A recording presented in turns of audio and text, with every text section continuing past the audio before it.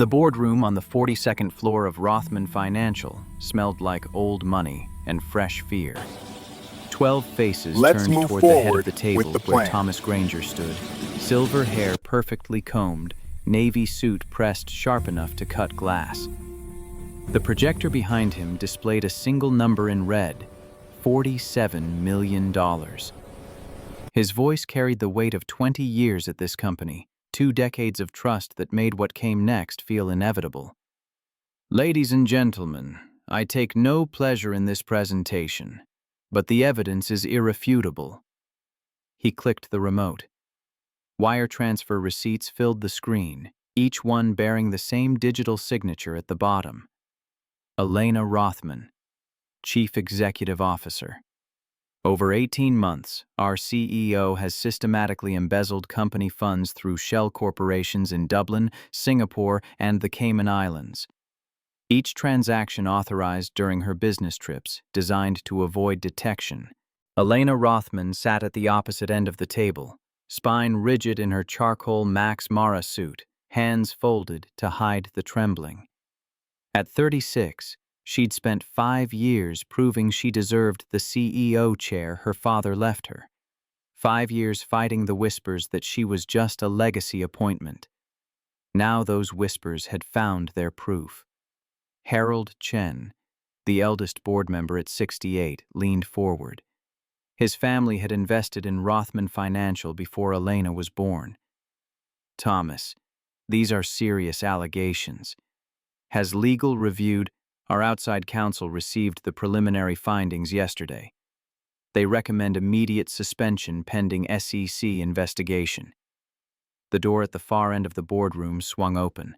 A figure in navy coveralls pushed a janitor's cart through, the wheels squeaking against polished marble.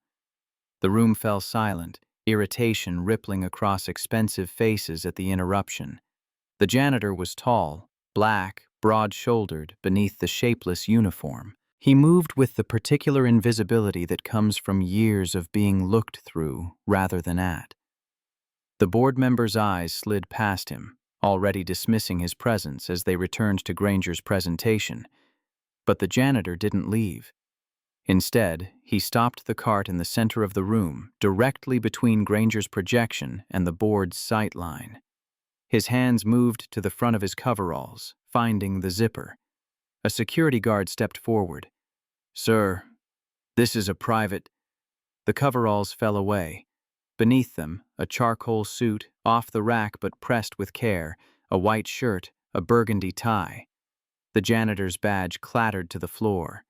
Marcus Cole straightened to his full height, 6'2" of controlled purpose, and reached into the cart for a leather briefcase worn soft at the corners. Granger's face drained of color so fast it looked like someone had pulled a plug. Marcus's voice came out steady, each word measured like he'd been saving them for years. "My name is Marcus Cole. I'm a certified forensic accountant with 15 years of experience in financial fraud investigation." He set the briefcase on the conference table with a soft thump that somehow commanded more attention than any gavel. "I have 287 pages of evidence proving that Thomas Granger has embezzled $186 million over 30 years, framed 8 innocent people to cover his tracks, and is responsible for the death of FBI Special Agent Denise Cole." The silence that followed felt like falling. Marcus opened the briefcase, the click of the latches sharp in the stillness. Inside, neatly tabbed folders, each one color-coded, each one representing months of work that nobody in this room could begin to imagine. 8 years ago, my wife died investigating Mr. Granger. Her car went off a cliff on Route 7 in Connecticut. "Brake failure," they said. "Single vehicle accident." He pulled out a photograph, slid it across the table. Denise Cole in her FBI windbreaker, dark eyes warm with the kind of intelligence that saw through lies like they were written on glass. 3 weeks before she died, she had 237 pages of evidence linking Mr. Granger to a massive embezzlement scheme at Granger Holdings in Cleveland. Evidence that disappeared the day after her funeral. Thomas Granger found his voice, but it came out higher than usual, tight with something that might have been panic. "This is absurd. Security, remove this man immediately." Marcus didn't raise his voice. Didn't need to. "I took a job as a janitor in this building 3 months ago. Worked the night shift, 11 p.m. to 7 a.m., cleaning executive floors. You walked past me 46 times, Mr. Granger. Stepped over my mop bucket. Told me I missed a spot. You never once looked at my face." He turned to the board, meeting each set of eyes in turn. "For 3 months, I've listened, documented, gathered evidence, and what I found goes back 3 decades. Mr. Granger has been doing this since 1994.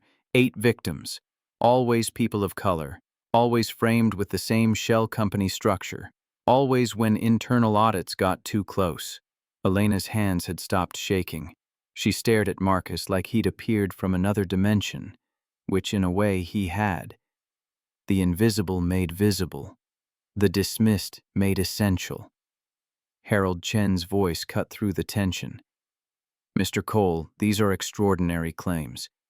Do you have evidence to support?" "I have server logs showing Mr. Granger accessed Miss Rothman's digital credentials from his home terminal at 2:17 a.m. on October 3rd. I have incorporation documents proving the shell companies used to steal $47 million were registered to him in 1998, 22 years before Miss Rothman became CEO. I have HR complaint files from 6 previous victims, all buried by company policy, all following the same pattern." Margaret Whitfield, 55 and sharp as broken glass, interrupted. "How did you obtain these files? If you accessed company servers without authorization, I obtained them the same way I obtained access to this building every night for 3 months. I became invisible. I pushed a cart and carried a mop, and you all forgot I was human." The words landed like stones in still water, ripples spreading outward. Marcus reached into his briefcase again, pulled out a small digital recorder. "On December 8th, at 2:43 a.m., I was cleaning the floor outside Mr. Granger's office when he made a phone call. The conversation was not encrypted. I recorded it." He pressed play. Granger's voice, tinny through the small speaker but unmistakable. "Elena's getting too curious about the Dublin accounts. We need to move up the timeline. Frame her before she requests an external audit." Another voice, older, unfamiliar. "Like the Hayes woman in 2016? "Exactly. Brake failure worked then. Framing works now. Cleaner this way. Less mess." The recording clicked off. 9 months earlier, Elena Rothman had discovered she was about to lose everything. The discovery came at 11:47 p.m. on a Tuesday, alone in her corner office while the rest of Manhattan slept. She'd been reviewing quarterly reports, a glass of 18-year Macallan sweating condensation onto her desk, when the numbers stopped making sense. A wire transfer of $8.2 million to Dublin Holdings LLC. She'd never heard of Dublin Holdings. Her digital signature sat at the bottom of the authorization form like an accusation. She'd pulled up the company database, fingers moving faster as something cold settled in her chest. 16 more transfers over 18 months. Always to shell companies she didn't recognize. Always when she'd been traveling, out of the office, unreachable for verification. Total. $47 million. Gone. Her digital credentials, used to authorize theft from her own company. The whiskey had gone warm before she moved again. Her hands found her phone, pulled up a search. Forensic accountant, financial fraud, New York City. The top result? Cole and Associates. One-man operation, small office in Brooklyn. Reviews mentioned integrity, attention to detail, willingness to take cases the big firms wouldn't touch. One review stood out. "Marcus helped my small business recover from employee theft when everyone else said it wasn't worth the fees. He cares about justice, not just billable hours." She'd left a voicemail at 12:30 a.m., voice steadier than she felt. "Mr. Cole, my name is Elena Rothman. I'm CEO of Rothman Financial Group. I have a very sensitive situation. Someone is framing me for embezzlement. I need your expertise. Please call me back. This is urgent." Then she'd sat in her office until dawn broke over the East River, trying to understand how the company her father built, the legacy he'd entrusted to her, had become a trap designed to destroy her. Marcus Cole had listened to that voicemail 3 times before calling back. He'd been standing in his kitchen in Bedford-Stuyvesant, making breakfast for his daughter while trying to figure out how to pay rent. The brownstone had belonged to Denise's grandmother, left to them in a will that felt like the only inheritance that mattered. But the property taxes kept climbing, and forensic accounting paid better than janitorial work, but not by enough to feel secure. The number on the voicemail was a Manhattan area code, the kind that usually meant corporate law firms who'd waste his time with preliminary interviews before hiring a white-owned competitor. But Elena Rothman's voice had carried something he recognized: the particular desperation of someone watching their world collapse in real time. He'd called back at 9 a.m., professional and careful. "Miss Rothman, this is Marcus Cole returning your call." Relief had flooded through the phone line. "Mr. Cole, thank you. Can we meet today if possible? I have an opening at 2 p.m., my office in Brooklyn." A pause, so brief he almost missed it. Elena Rothman had probably never been to Brooklyn for a business meeting in her life. But desperation erases geography. "I'll be there." She'd arrived in a Mercedes S-Class with a driver who kept the engine running, stepping onto the sidewalk in front of Marcus's building like she was visiting a foreign country, which, in a way, she was. The office occupied the ground floor of a converted warehouse, wedged between a bodega and a laundromat. No doorman, no marble lobby, just a glass door with his name stenciled in black letters and a bell that chimed when she pushed through. Marcus had watched her take in the waiting room. 4 chairs, old but clean, industry magazines on a coffee table with water rings, walls painted eggshell white because it was cheapest. His receptionist position sat empty because he couldn't afford to hire one. She'd worn her armor, $4,000 coat, Hermes bag, heels that cost more than his monthly grocery budget. He'd stood in the doorway of his inner office, watching her catalog his limitations before she even looked at him. Tall, black, in an off-the-rack suit that fit well enough, but would never be mistaken for bespoke. No diplomas on the wall, though he had the credentials. No art, no bookshelf full of leather-bound law volumes for show. Just a desk, 2 chairs, a computer, and filing cabinets full of other people's financial disasters. "Miss Rothman, please come in." And she'd followed him inside. Sat in the chair he indicated. Up close, he could see the exhaustion beneath her makeup. The particular weariness that comes from not sleeping while your mind plays out worst-case scenarios on repeat. "Thank you for seeing me on such short notice. You said someone is framing you for embezzlement. Tell me everything." So she had. The discovery at 11:47 p.m., $47 million, shell companies she'd never heard of, her digital signature on documents she'd never signed, the mounting certainty that someone she trusted had decided she was expendable. Marcus had taken notes, asked specific questions about access protocols and authorization procedures, but part of his mind was already running a different calculation. He'd spent 8 years tracking Thomas Granger across 4 states, losing the trail in 2021 when Granger had gone quiet for 6 months. Marcus had assumed retirement, or maybe just better operational security. Then 2 weeks ago, routine background research had revealed that Thomas Granger was now CFO of Rothman Financial Group in Manhattan. Marcus had applied for a janitorial position that same day.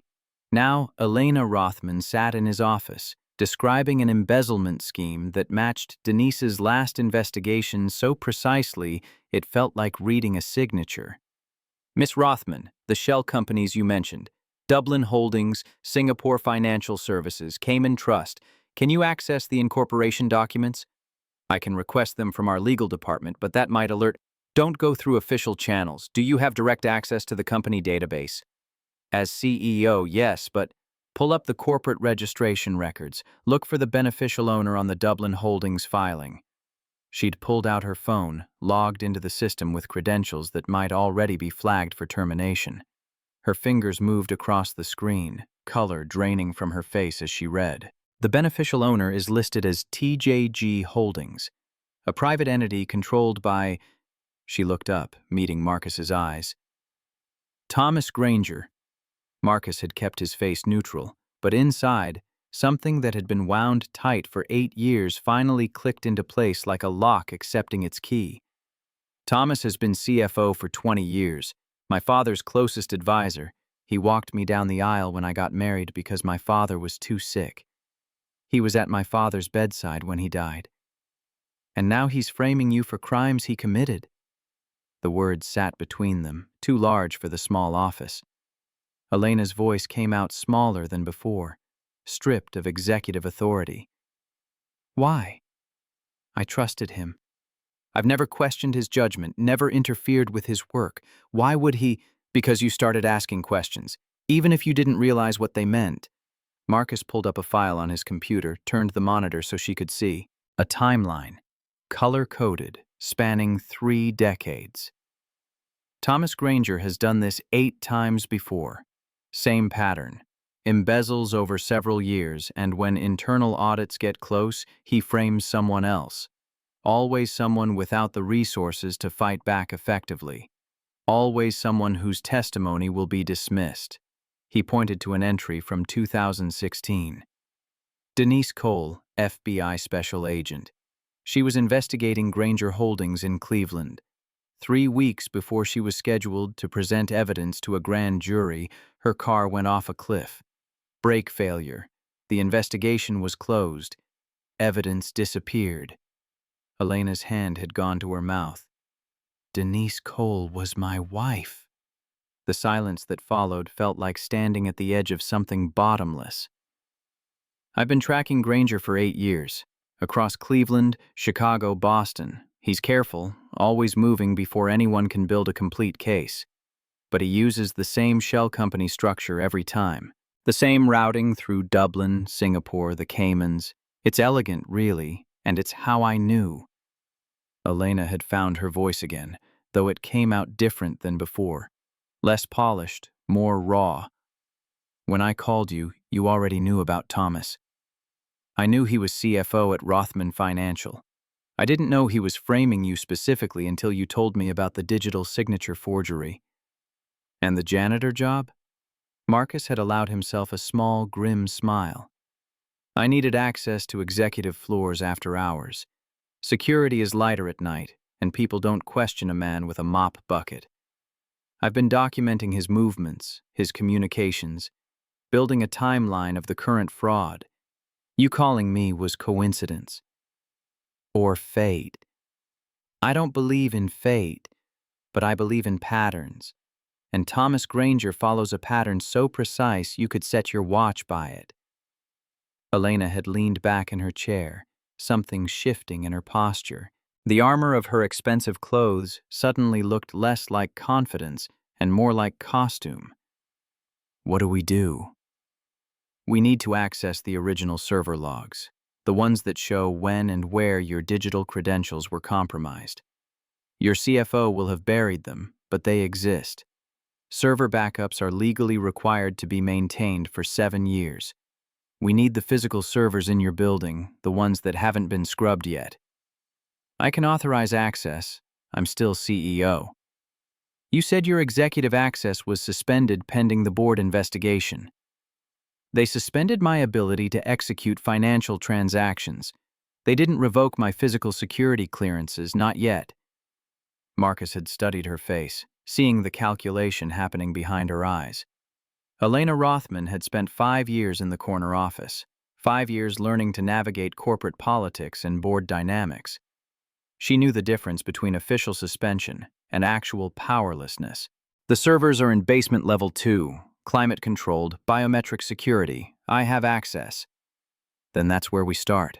But Miss Rothman, if we do this, there's no going back.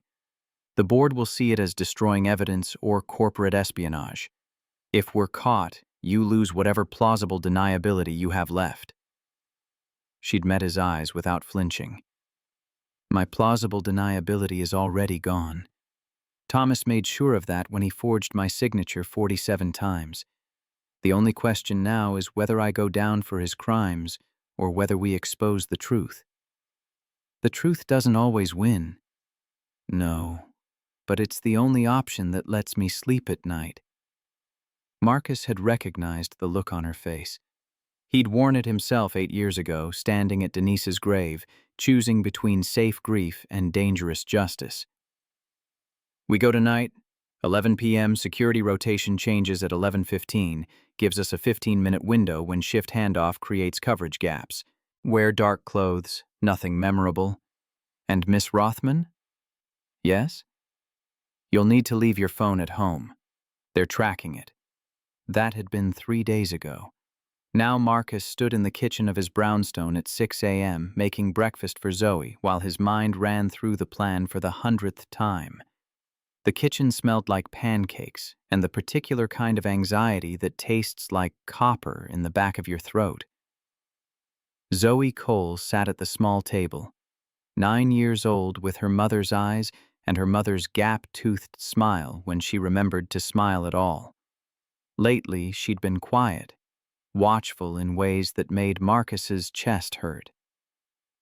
"Daddy, you're making them too brown." He looked down at the griddle. The pancakes had gone from golden to bronze while his attention wandered. "You're right, baby. Sorry. I'll make fresh ones." "It's okay. I like them crispy." She said it with the particular generosity of children who've learned to make peace with their parents' distraction. Marcus scraped the pancakes onto her plate, added butter and syrup, sat down across from her with coffee that had gone lukewarm an hour ago. "How's school?" "Fine." "Just fine?" Zoe pushed syrup around her plate with the edge of her fork. "Tyler Granger said you clean toilets at his dad's office." The coffee cup stopped halfway to Marcus's mouth. "Tyler Granger? Is his father Thomas Granger?" "I don't know. Tyler's in 5th grade. He said his dad works at a big company and makes real money, not like you." The words landed with the casual cruelty of playground hierarchy, but beneath them, Marcus heard the question Zoe was too young to articulate. "Are we poor? Are you ashamed of what you do? Should I be ashamed?" He set the coffee down, took a breath that was supposed to center him, but just highlighted how off-center he'd been for years. "Zoe, look at me." She did, those dark eyes so much like Denise's that sometimes it hurt to meet them. "There is no shame in any honest work. I do clean buildings sometimes. I also analyze financial records and help people who've been stolen from. Both jobs matter. Both jobs have dignity." But Tyler said, "Tyler is wrong. And his father is someone I need to tell you about, but not yet. Not until this is over." Until what's over? How do you explain to a 9-year-old that you've spent 8 years hunting the man who killed her mother? That you've worked 2 jobs and missed bedtimes and school plays because you were building a case that might finally deliver something that looked like justice? "There's something important I need to finish, something that has to do with Mom. And when it's done, I promise I'll explain everything. But right now, I need you to know that no matter what anyone says, you come from people who fight for what's right. Your mom did. I'm trying to. And someday, when you're ready, you'll understand what that means." Zoe had returned to her pancakes, but something had shifted in her posture. Less defeated, more thoughtful. "Mrs. Patterson at school says revenge is wrong. She says we should forgive people." "Mrs. Patterson is right about forgiveness. But this isn't revenge, baby. This is justice. There's a difference." "What's the difference?" Marcus had thought about this question for 8 years, turned it over in his mind during night shifts and early mornings, tested different answers that all fell short. Revenge is about making yourself feel better by hurting someone who hurt you. Justice is about making sure they can't hurt anyone else. Oh. She'd gone back to eating, and Marcus had let the conversation end there because some truths were too heavy for 9-year-olds to carry, and he'd already given her too many. After Zoe left for school, Marcus had returned to his laptop, reviewing the plan one more time. Elena would meet him at the loading dock entrance on 47th Street at 11 p.m. They'd use her credentials to access basement level 2 through the freight elevator. Server room required biometric scan, but Elena's fingerprints were in the system. Copy the logs to 2 USB drives, 8 minutes maximum. Exit the same way. Simple, direct, probably legal since Elena technically still had authorization, even if the board thought otherwise. The part that made his palms sweat wasn't the break-in. It was what came after. Once they had the evidence, once they could prove Granger had forged Elena's credentials, they'd have to present it to the board. And that meant revealing who Marcus really was. The janitor who wasn't a janitor. The grieving husband who'd spent 8 years building a case. The man who'd been invisible by choice, watching and waiting for the moment when invisibility became the ultimate advantage. Thomas Granger had walked past him 46 times in 3 months. Tim had complained about Marcus's work, criticized his technique, treated him like a piece of furniture that occasionally needed to be moved. Never once had Granger looked at Marcus's face long enough to recognize the man whose wife he'd killed. That was going to change tonight. Marcus's phone buzzed. Elena, from a burner number he'd given her. "We're still on for tonight?" "Yes." 11 p.m., loading dock. "I've been thinking about what you said, about there being no going back. Having second thoughts?" A pause that stretched long enough for Marcus to wonder if she'd hung up. "No, but I wanted to tell you something. When my father was dying, he made me promise to trust Thomas above everyone else. Said Thomas had been with him through every crisis, every challenge. That Thomas was the only person in the company who cared about legacy more than profit. Your father was wrong." "I know. And that's what makes this so hard. Not just that Thomas betrayed me, but that my father's judgment was so catastrophically flawed. Everything I thought I knew about the company, about loyalty, about who deserves trust, it was all built on a foundation that was rotten from the beginning." Marcus had understood what she wasn't saying. Elena Rothman wasn't just fighting to clear her name. She was fighting to understand how the world she'd been raised to trust had turned out to be a carefully constructed lie. "Miss Rothman, when this is over, you're going to have choices to make about what kind of company you want to run, what kind of CEO you want to be. But first, we have to survive tonight." "I know. I'll see you at 11. She'd hung up, and Marcus had sat with his cooling coffee, thinking about choices and consequences, and the way justice and revenge sometimes looked identical until you examined your own heart closely enough to tell the difference. At 10:30 p.m., Marcus had changed into dark jeans and a black jacket, left a note for his sister who was watching Zoe, and taken the subway into Manhattan. The night was cold enough to see breath, the kind of December evening that made the city feel sharper, more awake. He'd arrived at the loading dock at 10:55. Elena was already there, and he almost hadn't recognized her. No $4,000 coat, no Hermes bag. She wore dark jeans that actually fit like she'd worn them before, a black North Face jacket, white sneakers that had been broken in by someone else's feet. Her hair was pulled back in a simple ponytail, no makeup, no jewelry. She looked younger, more uncertain, and completely unlike the woman who'd walked into his office 3 days ago. "You came prepared." She'd looked down at herself, something crossing her face that might have been embarrassment or might have been revelation. "I had to buy these, the jeans, the shoes. I haven't owned anything from a normal store since I was 16. The woman at Target looked at me like I was lost. "Were you?" "Completely." They'd moved to the service entrance, a metal door with a key card reader. Elena had pulled out her access card, the gold executive version that was supposed to work everywhere in the building. She'd swiped it. Red light. Access denied. That's not possible. This card has worked for 5 years. Marcus had kept his voice calm, even as his pulse kicked up. They've started revoking your privileges. Probably happened this afternoon. Do you have the master key your father gave you? That's from 2014. The system was upgraded twice since then. They'd stood in the December cold, Plan A already falling apart, and Marcus had felt the familiar weight of 8 years of work threatening to collapse under the weight of one failed key card. Then the service door had opened from inside. A delivery driver, Hispanic, maybe 40, pushing a hand truck with boxes toward a waiting van. He'd propped the door with his shoulder while he loaded the truck, and Marcus had made a decision in the space of 3 seconds. He'd walked over, pulled a cigarette from a pack he didn't smoke but kept for exactly these moments. "Hey man, you got a light?"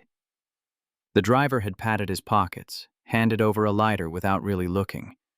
People don't examine strangers when they're in the middle of their own work.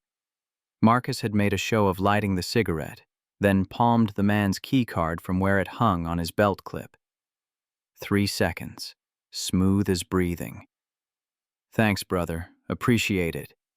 He'd returned to Elena, slipped through the door before it closed, hung the key card on the inside handle where the driver would find it and think he'd dropped it. They'd moved through the service corridor, fluorescent lights buzzing overhead, the smell of industrial cleaner and old concrete. Elena's breathing had been too fast, shoulders up near her ears. "You need to calm down. Fear makes you visible." "How are you so calm?" "Practice and necessity. Drop your shoulders. Breathe from your diaphragm. If we run into anyone, you're my supervisor. New security protocol requires 2-person teams after hours. Can you do that?" She'd nodded, forced her shoulders down, and they'd continued toward the freight elevator. The elevator had been a groaning metal cage that smelled like rust and old metal, nothing like the sleek executive lifts that Elena used during business hours. They'd descended into the building's industrial guts, past mechanical rooms and storage, until the doors opened on basement level 2. Climate-controlled cold, blue LED strips along the floor, the hum of servers running calculations that kept the financial markets turning. The corridor stretched 30 feet to a reinforced door marked Server Room B2, authorized personnel only. Elena had walked to the biometric scanner, pressed her thumb to the reader. For 3 seconds that felt like hours, nothing happened. Then, green light, soft click, door seal breaking with a hiss of pressurized air. Inside, rows of server racks stretching toward the back wall, blinking status lights like a city seen from far away. The temperature was 62 degrees, optimized for machines instead of humans. Marcus had pulled out 2 USB drives, moved to the main terminal. "What exactly are you looking for?" "Server access logs for the financial authorization system. Specifically, I need to see every time your digital credentials were used in the last 18 months. He'd logged in using backdoor credentials he'd obtained during his 3rd week as a janitor when he'd installed a keylogger on this exact terminal. The files appeared, thousands of entries showing every digital signature processed through Rothman Financial's authorization system. Marcus had started the copy protocol. 8 minutes for a complete backup, the progress bar creeping forward with excruciating slowness. 3 minutes in, they'd heard voices in the corridor, male, authoritative, getting closer. Elena's eyes had gone wide. Marcus had pulled her behind the nearest server rack, the gap between machines just wide enough for 2 people if they didn't breathe too deep. The door had opened. Footsteps, 2 sets, one heavy and one lighter. "I'm telling you, sir, the system showed a biometric entry at 2314. Server room level 2. Could be maintenance. Check the schedule." The voices had belonged to Granger and a security officer. Marcus had felt Elena tense beside him, her shoulder pressed against his. both of them barely breathing in the narrow space between expensive machinery. Granger had walked deeper into the room, close enough that Marcus could have reached out and touched him. 8 years of hunting this man, and now they stood 6 feet apart, separated only by a server rack and the discipline to stay absolutely still. Nothing looks disturbed, probably a glitch in the biometric log. Should I file a report? No need, but increase patrol frequency on this level for the rest of the week. I want someone checking basement 2 every hour. They'd left. The door had sealed behind them with that same pressurized hiss. Elena had started to move, but Marcus had kept his hand on her arm. Wait. Count to 100. They'd waited in the cold silence, listening to server fans and their own heartbeats. At 100, Marcus had checked the corridor through the door's small window. Empty.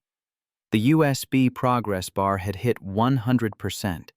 He'd ejected both drives, pocketed them in separate jacket pockets in case one got lost, and led Elena back toward the freight elevator. They'd made it to the loading dock without incident. The December air had felt warm compared to the server room, and Elena had sagged against the brick wall like her legs had stopped working properly. We almost got caught. Almost doesn't count. He was right there. Thomas was right there, and you didn't what? Attack him? That's not how this works.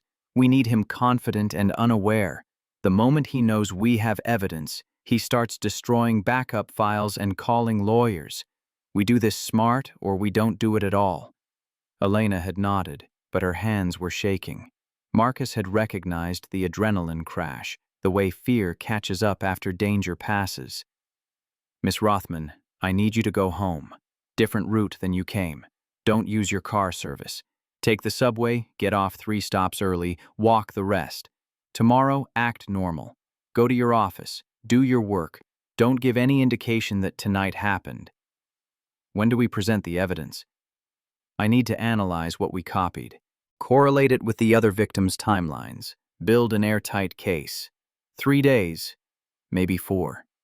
The board meets in 5 days. Thomas has scheduled a vote to remove me. Then we have 4 days to make sure that vote never happens. She'd left, disappearing into the Manhattan night, and Marcus had taken his own advice about different routes. He'd walked 30 blocks before catching a train, the USB drives in his pocket feeling heavier than their actual weight, like they contained not just data, but the accumulated gravity of 8 years and 8 victims and 1 dead FBI agent who deserved better than brake failure on a rainy night. He'd arrived home at 1:47 a.m. His sister had fallen asleep on the couch, and Marcus had covered her with a blanket before heading to his office, a converted bedroom that smelled like old paper and determination. The USB drives had contained exactly what he'd hoped for. Comprehensive logs showing every access to Elena's digital credentials. He'd started building the timeline, cross-referencing with her travel schedule, her business calendar, the times when she was provably elsewhere when transactions occurred. October 3rd, 2:17 a.m. Granger's terminal ID accessing Elena's signature authentication. October 5th, 3:42 a.m. Same terminal, different access point. The pattern repeated 16 times, always in the dead hours when the building was empty except for security and janitorial staff. People who were, in other words, invisible. Marcus had worked until dawn, building spreadsheets and correlation charts, assembling pieces of a puzzle he'd been working on since before Zoe learned to walk. The USB drives held proof of this fraud, but they didn't prove Denise's murder. For that, he needed Granger to reveal himself. Needed the pressure of exposure to crack open whatever secrets the man had kept buried for 30 years. At 6:15 a.m., Zoe had wandered in, pajamas wrinkled, hair sticking up. "Daddy, did you sleep?" "A little." "You're lying." She'd said it without accusation, just noting a fact.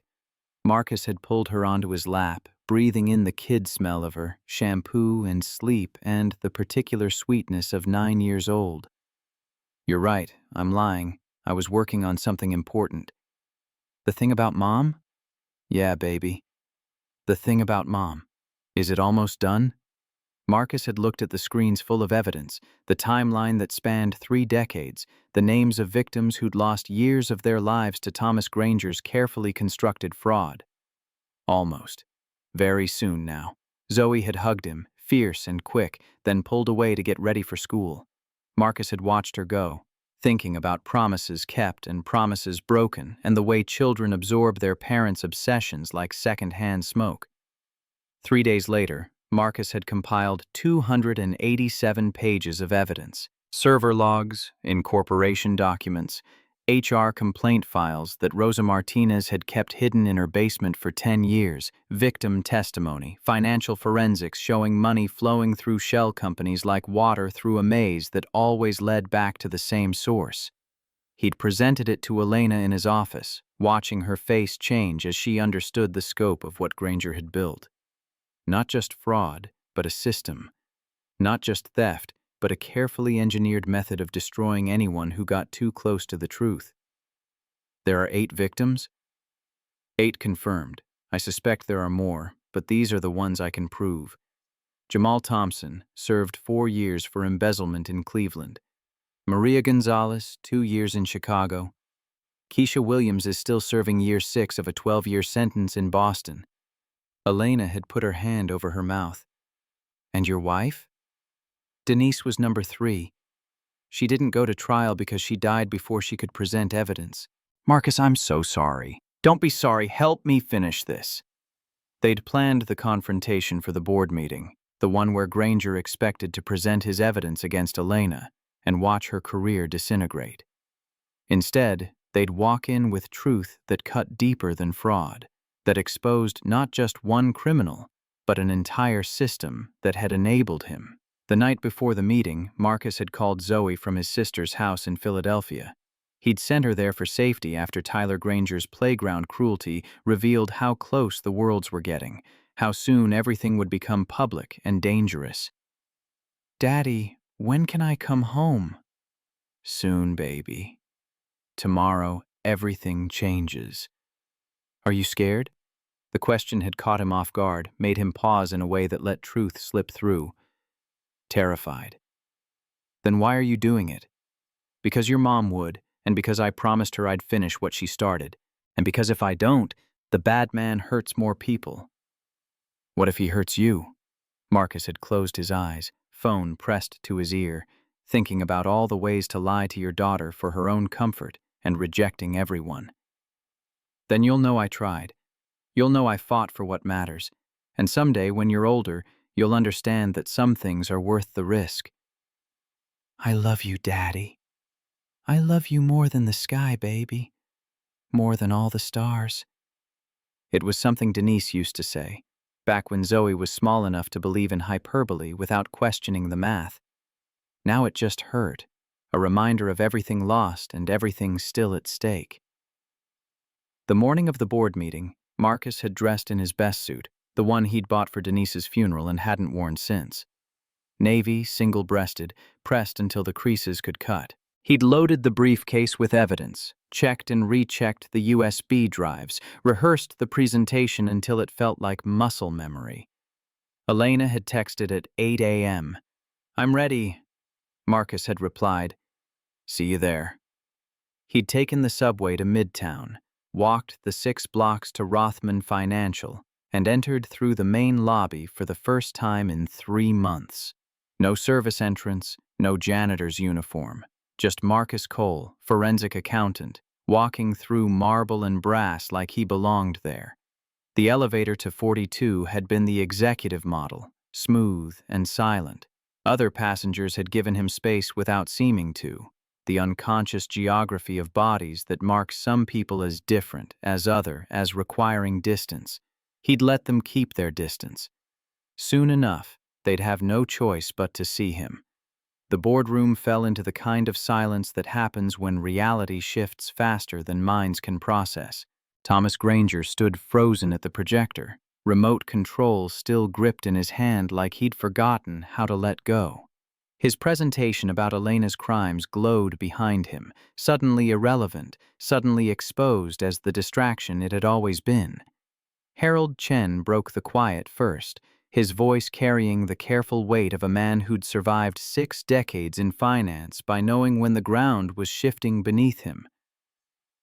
Mr. Cole, you're making serious accusations. Before we proceed, I need to understand your credentials and your relationship to this matter. Marcus set the briefcase on the polished table, the leather worn soft from years of carrying other people's financial disasters. He pulled out the first folder, slid it across to Chen. I'm a certified forensic accountant, 15 years of experience specializing in corporate fraud and embezzlement cases. My relationship to this matter is both professional and personal. Miss Rothman retained my services 4 days ago to investigate the allegations against her. What I found goes back 30 years and involves 8 victims, one of whom was my wife. Margaret Whitfield leaned forward, reading glasses perched on her nose, the kind of woman who'd built a career on asking questions that made men uncomfortable. Your wife worked in finance? My wife was FBI Special Agent Denise Cole. In 2016, she was 3 weeks away from presenting evidence that would have sent Thomas Granger to prison for embezzling $3.2 million from Granger Holdings in Cleveland. She died in a single-vehicle accident on Route 7 in Connecticut. Brake failure. The investigation was closed the day after her funeral. Granger found his voice, but it came out higher than his usual measured baritone. This is a conspiracy theory from a grieving husband. I sympathize with your loss, Mr. Cole, but using this board meeting to... I have the recordings. 4 words, delivered with the precision of a surgeon making the first incision. Marcus pulled out the digital recorder, set it in the center of the table. Pressed play. Granger's voice filled the room, tinny but unmistakable. Elena's getting too curious about the Dublin accounts. We need to move up the timeline. The second voice. Like the Hayes woman in 2016? Exactly. Brake failure worked then. Framing works now. Cleaner this way. Marcus stopped the playback, let the words settle like sediment in still water. I recorded this on December 8th at 2:43 a.m. while working as a janitor on the executive floors. Mr. Granger was in his office, speaking on his personal cell phone. The conversation was not encrypted. Hayes was my wife's maiden name. She used it professionally. Elena had been watching Granger's face, and what she saw there was confirmation of everything she'd feared, and worse. The man who'd walked her down the aisle, who'd held her father's hand in the hospital, who'd taught her how to read a balance sheet, was capable of ordering murder with the same casual efficiency he used for quarterly projections. Her voice came out steady, despite the trembling in her hands. Thomas, tell them it's not true. But Granger was looking at Marcus now. Really looking, and recognition was dawning across his features like sunrise over something rotten. You're the janitor, the one who was always on 39. You've been spying on me for months. 3 months, 81 night shifts. You walked past me 46 times, complained about my work 7 times, and treated me like furniture that occasionally needed to be repositioned. You never once looked at my face long enough to see who I actually was. Harold Chen held up a hand, his patience for drama exhausted by decades of board meetings that should have ended hours before they did. Gentlemen, personal grievances aside, we have a business matter to resolve. Mr. Cole, you claim to have evidence that Mr. Granger, not Miss Rothman, is responsible for the missing $47 million. I'd like to see that evidence now. Marcus distributed the folders he'd prepared, one for each board member. 287 pages condensed into executive summaries with supporting documentation tabbed and color-coded. Elena watched them flip through the materials, saw the exact moment when skepticism gave way to something colder and more calculating. Pages 1 through 45 contain server access logs showing Mr. Granger's terminal accessing Miss Rothman's digital signature credentials on 16 separate occasions over 18 months. Each access occurred between 2 and 4 a.m. when the building was empty except for security and cleaning staff. Each access was followed within 72 hours by a wire transfer to one of 3 shell companies: Dublin Holdings, LLC, Singapore Financial Services, or Cayman Trust Limited. He paused, let them absorb the timestamps and IP addresses, the digital trail that was impossible to fake and difficult to explain away. Pages 46 through 120 detail the incorporation documents for those shell companies. Dublin Holdings was registered in Delaware in 1998 with Robert Hastings as the registered agent. The beneficial owner is listed as TJG Holdings, a private entity controlled by Thomas J. Granger. Singapore Financial Services was incorporated in 2001, same structure. Cayman Trust in 2004. Margaret Whitfield looked up from the documents, her expression shifting from professional courtesy to something sharper. These shell companies predate Elena's tenure as CEO by 16 to 22 years, correct? Miss Rothman was 26 years old when Dublin Holdings was created. She was in graduate school at Wharton, not involved in company operations. Granger had regained some of his composure, the initial shock fading into defensive calculation. Those are legitimate corporate structures for tax optimization. Perfectly legal entities that have been reviewed by our external auditors multiple times. Tax optimization that resulted in $186 million being transferred from Rothman Financial to personal accounts in the Bahamas registered under your name. I have the bank statements, Mr. Granger. Would you like me to distribute those as well? The color drained from Granger's face again, faster this time. Harold Chen closed his folder with the kind of finality that comes before difficult decisions. Thomas, I think you should stop talking and call your attorney. But Granger wasn't looking at Chen. He was staring at Marcus with the expression of a man watching his carefully constructed world collapse in real time. Every detail he'd planned for decades suddenly revealed as inadequate against an enemy he hadn't known existed. You've been planning this for years. The janitor job, the recordings, befriending Elena. This whole thing is a setup. Marcus met his gaze without flinching. I've been documenting your crimes for 8 years, across Cleveland, Chicago, Boston, and now New York. You're right about one thing, though. I have been planning. Every night shift, every conversation I overheard, every file I copied when you thought the cleaning staff was too invisible to matter. I planned very carefully. Elena's hands had stopped shaking. Something was crystallizing in her chest, hardening from fear into something more useful. She stood, drawing the attention of 12 board members who'd known her since she was a child attending company holiday parties. I'm calling for an emergency vote. Thomas Granger should be suspended immediately, all access to company systems revoked, and law enforcement contacted. I also recommend freezing all accounts connected to the shell companies Marcus has identified. Harold Chen nodded slowly. I second the motion. All in favor. 11 hands went up. Only Granger abstained, his face now pale as paper, sweat beading along his hairline despite the climate-controlled boardroom. This is a mistake. You're all making a terrible mistake. Margaret Whitfield's voice carried the particular coldness of someone who'd just realized they'd been lied to for 20 years. The only mistake was trusting you, Thomas. Security will escort you to collect your personal effects. Do not access any computer systems, do not remove any company documents, and do not contact any employees. If you violate these conditions, we'll have you arrested for trespassing before the police arrive for the fraud charges. 2 security officers entered the boardroom as if they'd been waiting for the cue, which perhaps they had. Corporate security learned to anticipate when executives became liabilities. They flanked Granger, professional and impassive.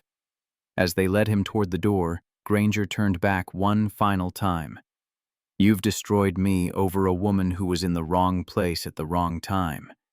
She was collateral damage, nothing personal. The brake failure was only supposed to scare her into backing off. It wasn't supposed to. He stopped, finally understanding what he'd just said. The boardroom went absolutely still. Marcus felt something crack open in his chest. 8 years of controlled fury finding the smallest release. His voice came out soft, which made it more dangerous. Her name was Denise. She was 34 years old. She had a master's degree in criminal justice and a 1-year-old daughter. She believed in justice even when the system failed to deliver it. And you don't even remember her name. Security pulled Granger through the door before he could respond. The sound of it closing felt like punctuation on a sentence that had taken too long to finish. Harold Chen stood, suddenly looking older than his 68 years. Elena, I owe you an apology. We all do. We should have looked deeper before scheduling this vote. But Elena was watching Marcus, seeing the way his hands had formed fists and then consciously relaxed, the way his breathing had gone shallow and then steadied, the physical battle between rage and discipline playing out in real time. Marcus, are you? I need to make a phone call. He left the boardroom, walked to the elevator, descended to the lobby, and stepped out onto 6th Avenue, where December wind cut through his suit jacket like it was hunting for the vulnerable places. His hands shook as he pulled out his phone, dialed the number he knew by heart. Zoe answered on the second ring. Daddy? Hey, baby. It's done. We got him. The bad man who hurt Mom? Yeah, he's not going to hurt anyone else.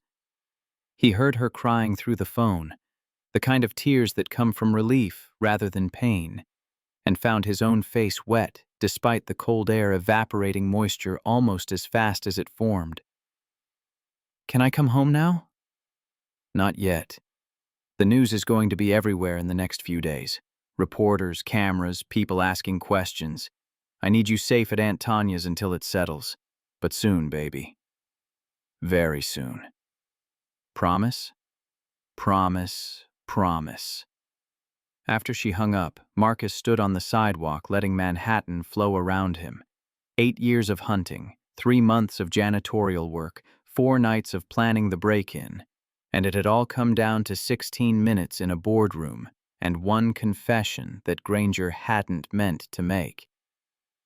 Elena found him there 20 minutes later, her coat wrapped tight against wind that made her eyes water. The board wants to meet with you tomorrow. They're talking about bringing you on as head of corporate ethics, 6-figure salary, full benefits. I don't want their job. I know, but they're going to offer anyway because it makes them feel less complicit. Rich people throw money at problems when they can't face their own failure.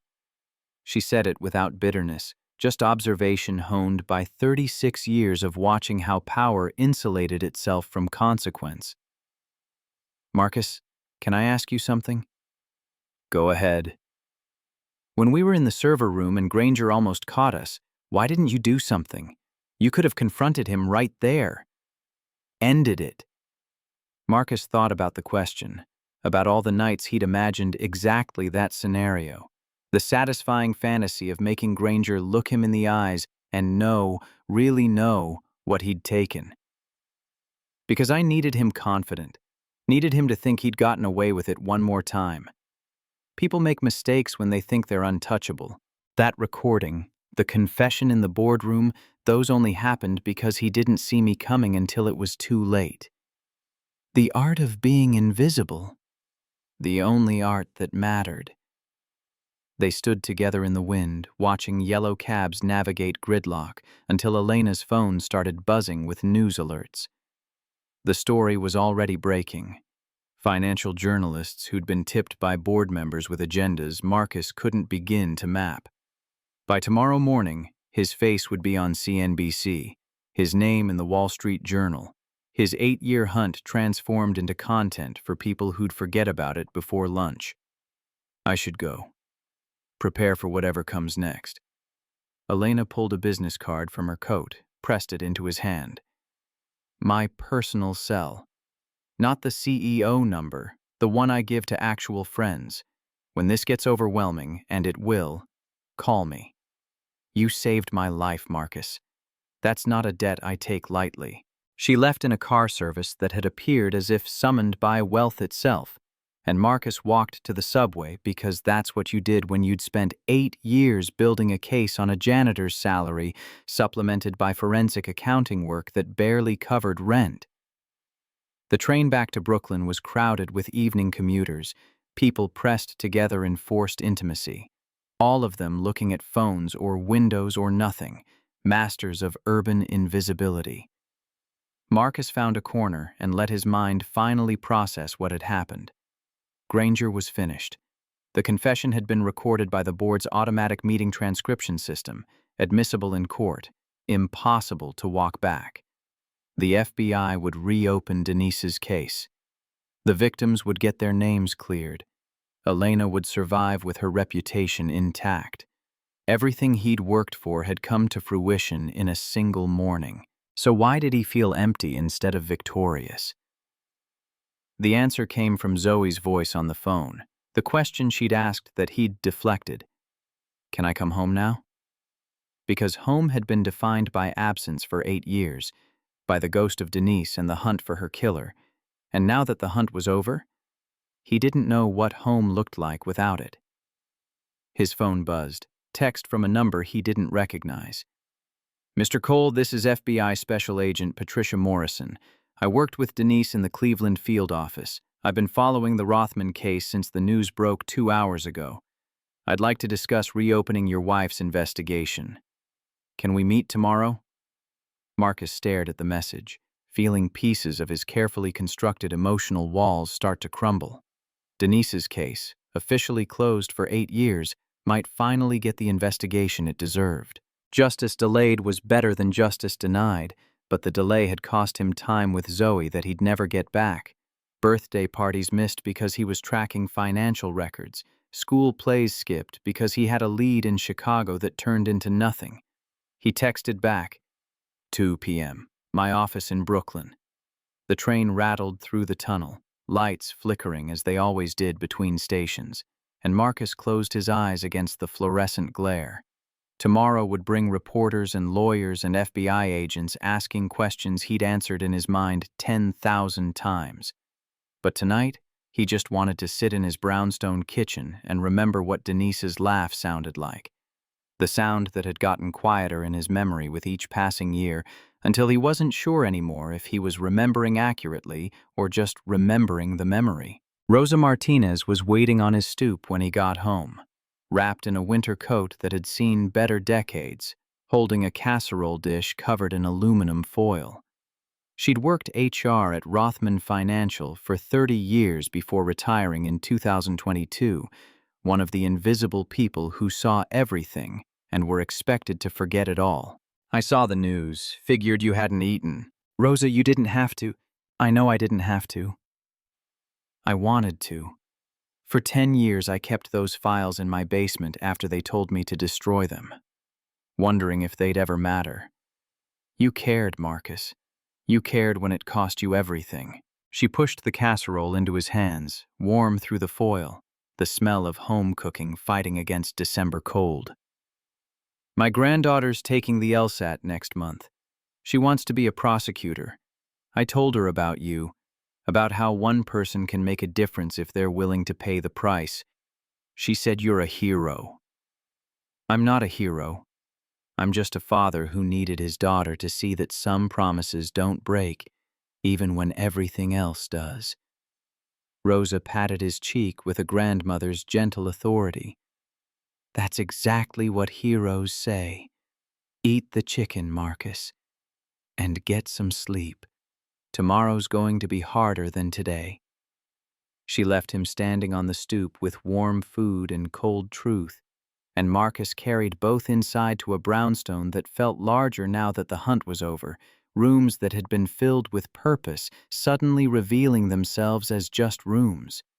He ate the chicken at his kitchen table, looking at Denise's photo on the mantel. We got him, Dee. It's over. The photo didn't answer, of course, but in the dim kitchen light, Denise's smile looked like forgiveness for all the ways he'd failed to be present, failed to move on, failed to be the father Zoe deserved because he'd been too busy being the husband Denise would never know she'd lost. His phone buzzed again. Elena. News cameras are outside my building.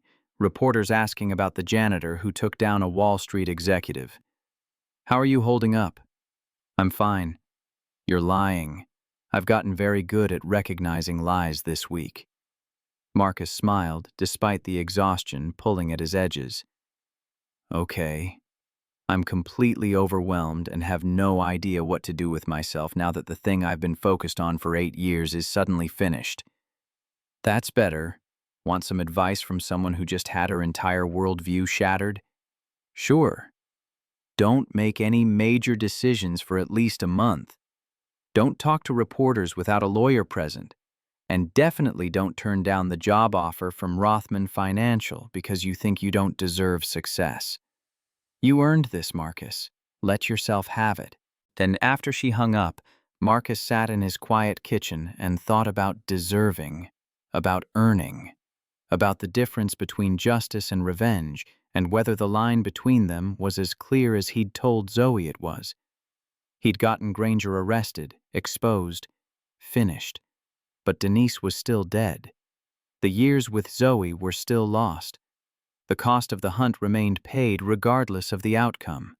The next morning, brought FBI Special Agent Patricia Morrison to his office, a woman in her mid-40s with the particular weariness of someone who'd spent 20 years watching the system fail more often than it succeeded. She carried a file box marked with Denise's case number, set it on Marcus's desk like an offering. I've read your evidence packet. The recording, the financial forensics, everything. It's brilliant work, the kind of work Denise would have been proud of. You worked with her? Cleveland Field Office, 2014 to 2017. She was the best investigator I've ever seen.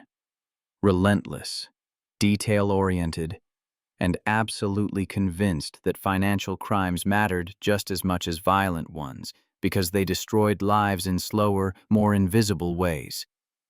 Morrison opened the file box, pulled out photographs of Denise's car after it had been pulled from the ravine. Marcus had seen crime scene photos before in his forensic work, but these were different. This was Denise's blue Honda Civic, the one they'd bought together when Zoe was born because it had good safety ratings, and they were thinking about the future. The original investigation focused on the brake failure. Mechanic confirmed the brake lines had been severed, but the ruling was that it happened from road debris, not deliberate tampering. Case closed. But you never believed that. I couldn't prove anything else. Denise's evidence against Granger disappeared from the FBI database the day after her accident. The backup files were corrupted. Her notes were missing from her office. It was too clean, too convenient, but without proof, I couldn't do anything except watch the case get closed and archived. Morrison pulled out another document, this one marked with red flags that indicated new evidence. Your recording changes everything. Granger admitting that the brake failure worked in 2016? That's conspiracy to commit murder. I've already spoken to the U.S. Attorney's Office. They're opening a full investigation. Marcus felt something unclench in his chest that had been tight for so long he'd forgotten it could release. What do you need from me? Everything you have on Granger's movements in November 2016. Phone records, financial transactions, any evidence that connects him to Robert Linsky. Who's Robert Linsky? Private investigator out of Hartford. Died in 2019. But I pulled his phone records from the time period around Denise's death. He received a $50,000 wire transfer from one of Granger's shell companies on November 10, 2016. 2 days later, Denise died. I couldn't prove a connection then, but with the recording, you can establish that Granger hired someone to tamper with her car. Exactly. Linsky's dead, so we can't get his testimony.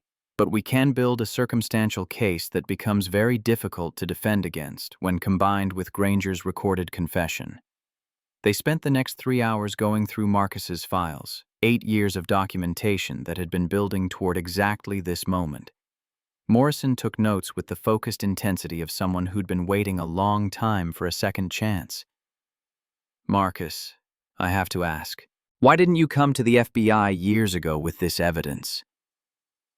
He thought about all the reasons, the cynicism that comes from watching institutions fail, the knowledge that a black man accusing a wealthy white executive of murder would be dismissed as grief-motivated conspiracy, the simple fact that he hadn't trusted anyone to care as much as he did. Because I needed to be absolutely certain, because I needed evidence so overwhelming that it couldn't be ignored or buried, and because 8 years ago, I was angry and broken and didn't trust that the system would do what it was supposed to do. Do you trust it now? I trust you. That's different from trusting the system. Morrison smiled, sad and knowing. Fair enough. I'll work with what you're giving me. But Marcus, you should prepare yourself for the possibility that even with all this evidence, Granger might not be convicted of Denise's murder. The statute of limitations hasn't run out, but proving conspiracy when the actual perpetrator is dead is complicated. He'll definitely go to prison for the fraud, but murder, I know. I've known from the beginning that justice for Denise might be incomplete. But getting Granger locked up for anything is better than watching him walk free while Denise stays dead and 8 other victims carry the weight of his crimes. After Morrison left, Marcus sat alone in his office, surrounded by 8 years of paperwork that would now be cataloged as evidence in a federal case. His phone kept buzzing with interview requests from reporters, offers from publishers who wanted to turn the story into a book, emails from corporate headhunters who'd seen his name in the news and smelled opportunity. He ignored them all and called his sister. Tanya, can you put Zoe on? Marcus, the news is everywhere. Kids at school are asking her questions. She needs to come home. I know. I'm coming to get her this afternoon. Is she okay? She's worried about you. Says you sounded tired when you called yesterday. When Zoe's voice came through, small and concerned, Marcus felt the familiar ache of being simultaneously the most important person in someone's life and chronically absent from it. Daddy, Aunt Tanya says you're famous now. I'm not famous, baby. I'm just someone who did what needed to be done. Will you have to go away again, for work? The question hit harder than it should have, revealing the damage that 8 years of distraction had caused. No, I'm taking time off. We're going to spend every day together for a while. I'll teach you to make pancakes that aren't burned. We'll go to the Science Museum. We'll watch all those documentaries you like about space and time and how the universe works. Promise? Promise. Promise. He drove to Philadelphia that afternoon, the traffic on I-95 giving him time to think about what came next. The job offer from Rothman Financial sat in his inbox, unanswered. 6 figures, full benefits, the chance to build corporate ethics programs that might prevent the next Thomas Granger from destroying the next 8 victims. It was meaningful work, important work, the kind of career Denise would have encouraged him to take. But it also meant staying in the world of financial fraud and corporate malfeasance, spending his days looking for the next disaster instead of being present for the daughter who'd grown up in the shadow of the last one. Tanya's house in West Philadelphia smelled like dinner cooking and normal life, the kind of domestic stability that Marcus had sacrificed in favor of obsession. Zoe ran to him when he walked through the door, wrapped her arms around his waist with the fierce grip of 9 years old who'd learned not to take presents for granted. I saw you on TV. They said you're a hero who caught a bad guy. TV exaggerates. I'm just your dad who's very sorry for being away so much. Are you sad about Mom? Always. But I'm also happy we got justice for her. Those two things can exist together. They drove back to Brooklyn through early winter darkness, Zoe chattering about school and friends and a science fair project on renewable energy that she wanted to build together. Marcus listened, really listened, hearing between the words to the loneliness that had shaped her childhood, the absences that had taught her to be self-sufficient before she should have needed to be. Daddy, what happens to the bad man now? He goes to trial, probably goes to prison for a very long time. Does that make you feel better? The question was too perceptive for 9 years old, but Zoe had always been that way, seeing through adult deflections with the clarity that comes before life teaches you to accept comfortable lies. It makes me feel like I kept my promise to your mom. Whether that's the same as feeling better, I don't know yet. They pulled up to the brownstone as snow started to fall, the first of the season, turning Brooklyn into something softer than its usual concrete edges. Marcus carried Zoe's bag inside, started making dinner while she did homework at the kitchen table, and felt the strange sensation of time moving at normal speed instead of the accelerated pace that had defined 8 years of hunting. His phone buzzed. Harold Chen. Marcus, the board met this afternoon. We'd like to extend a formal offer for the position of Chief Ethics Officer. 180,000 base salary, full benefits, equity package, and complete authority to investigate any aspect of company operations without board approval required. You'd report directly to Elena. I need time to think about it. Of course, but Marcus, I want you to understand something. What Thomas did, what we allowed to happen by not asking harder questions, that's on us. We can't undo it, but we can make sure it never happens again. And you're the only person I trust to build that system. After Chen hung up, Marcus looked at Zoe working on math problems, tongue poking out in concentration the way Denise's used to when she was focused. The job meant stability, college fund contributions, the ability to stop worrying about rent and property taxes and whether he could afford to fix the boiler when it inevitably broke. But it also meant time away from moments like this, homework at the kitchen table, and snow falling outside, and the simple presence that Zoe had been asking for in a dozen different ways for 8 years. After Chen hung up, Marcus looked at Zoe working on math problems, tongue poking out in concentration the way Denise's used to when she was focused. The job meant stability, but it also meant time away from moments like this. He pulled out his laptop, composed an email declining the chief ethics officer position, but offering to consult on building the ethics program. Hourly rate, limited hours per week, maintaining the flexibility to be present instead of successful in the ways that success was usually measured. The next 3 months passed in a blur of depositions and grand jury testimony and news cycles that chewed through the story until the next scandal emerged to feed the public appetite for institutional failure. Thomas Granger was indicted on 27 counts of wire fraud, money laundering, conspiracy to commit fraud, and 1 count of conspiracy to commit murder in the death of Denise Cole.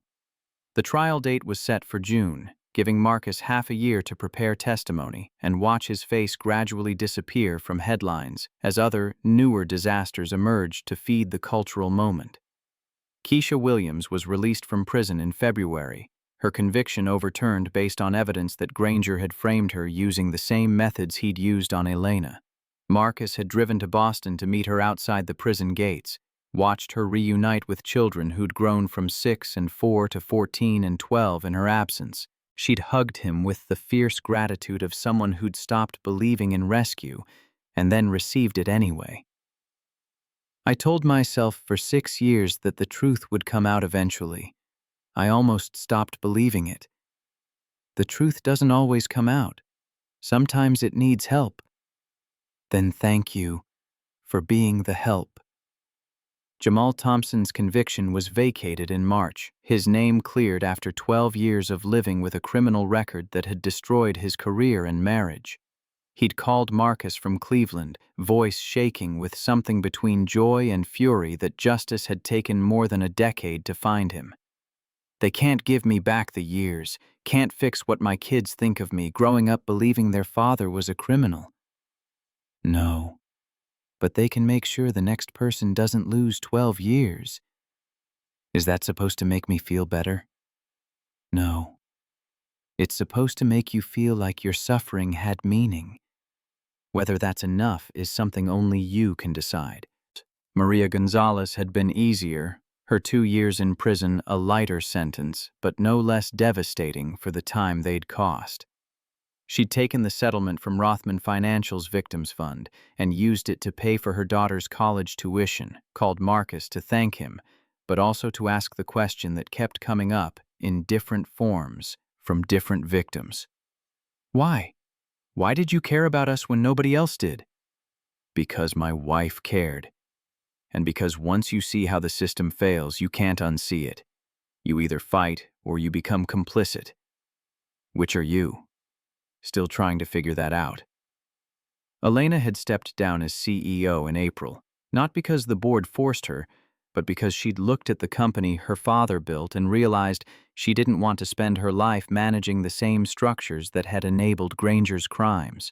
She'd established the Hayes Cole Justice Fund with $50 million from her personal wealth, dedicated to helping wrongfully convicted individuals and funding forensic investigations into suspected corporate fraud. She'd called Marcus to discuss the foundation's structure, her voice different than it had been in his office 9 months earlier. Less polished, more certain. I've been thinking about what you said, about how I'd never understood what it meant to be invisible until I had to dress like a normal person and walk past my own doorman without being recognized. That was a crash course in privilege awareness. It was humiliating and necessary. I can't undo 36 years of being insulated from reality, but I can make sure the next generation of executives doesn't have the same blindness. That's a good start.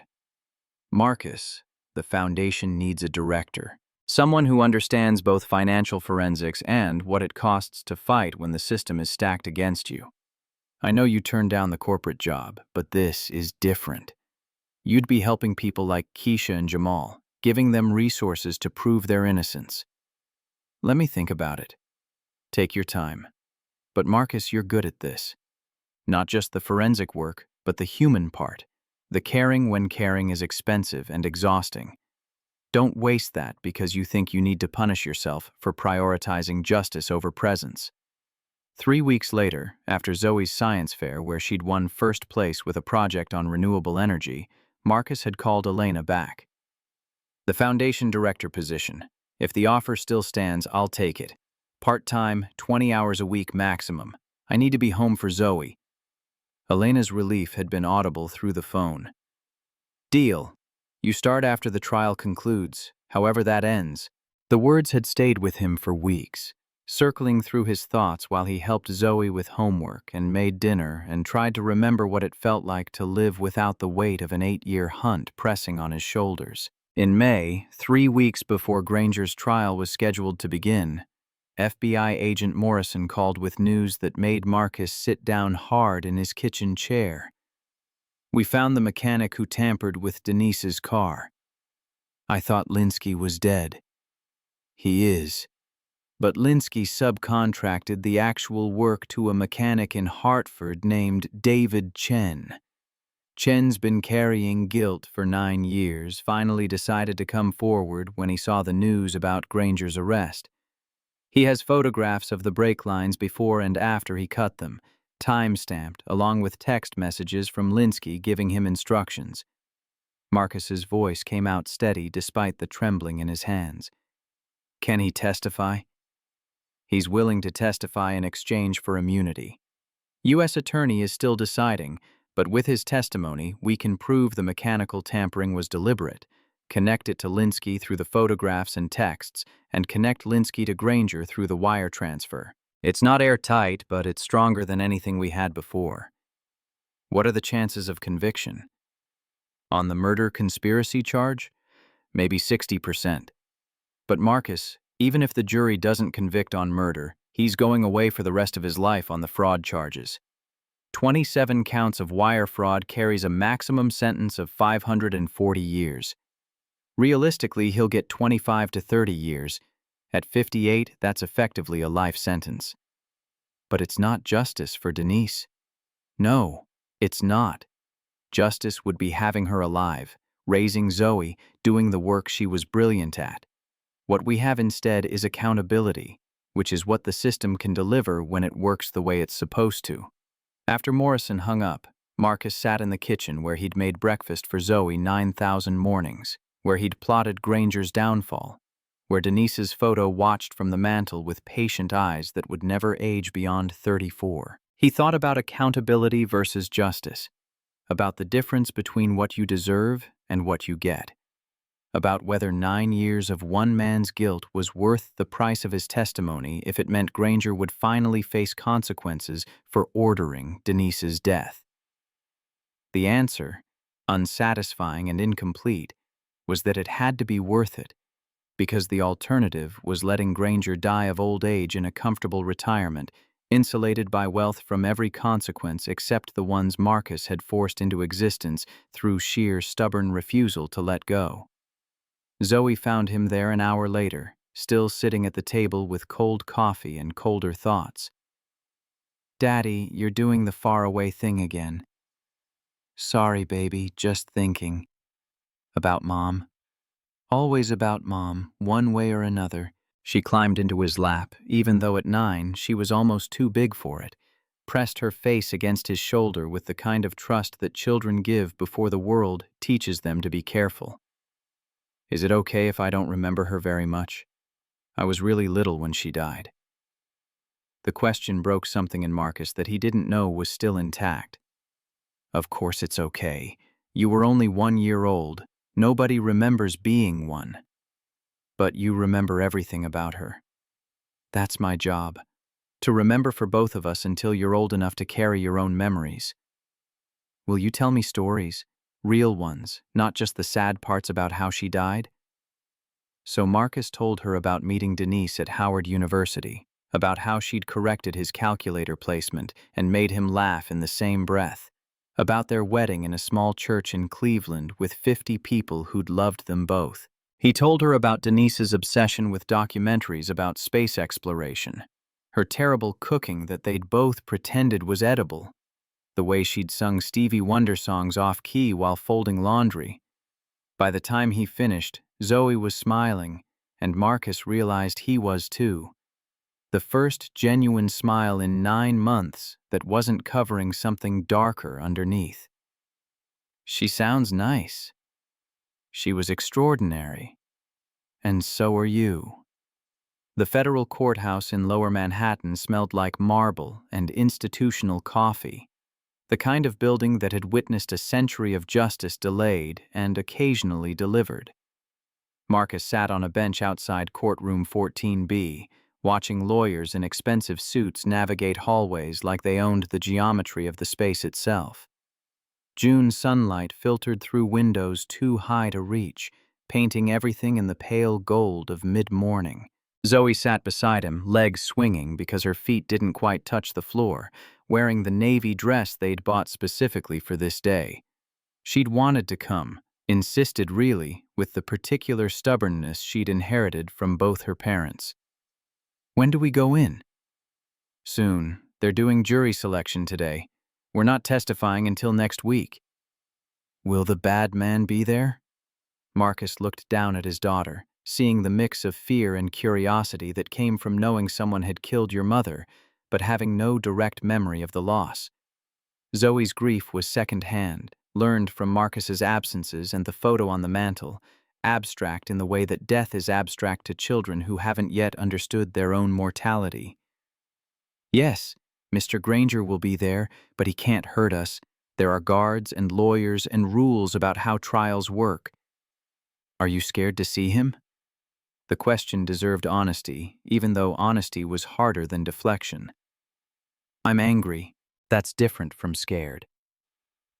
Elena arrived 10 minutes later, dressed in a gray suit that split the difference between her old corporate uniform and the more casual clothes she'd adopted since leaving Rothman Financial.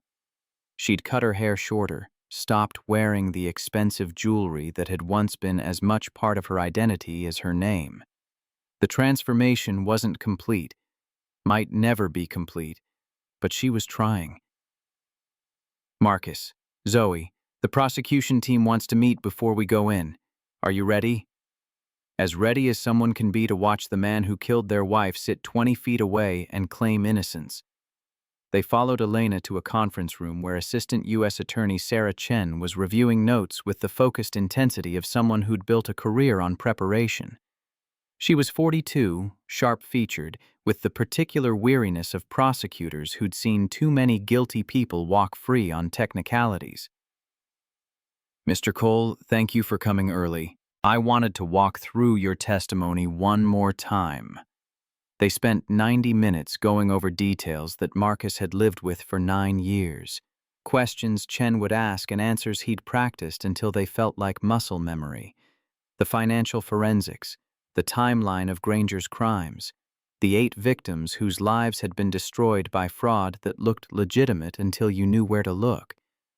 But the hardest part would be testifying about Denise, making a jury of 12 strangers understand not just that she'd died, but who she'd been, what her death had cost beyond the clinical facts of brake failure and cliffsides and investigations that ended too soon. The defense is going to argue that you have a financial motive to fabricate evidence. They'll point out that you worked as a janitor specifically to gather information on Granger, that you had years to construct a narrative that fits your theory of the crime. Let them argue. The server logs don't lie.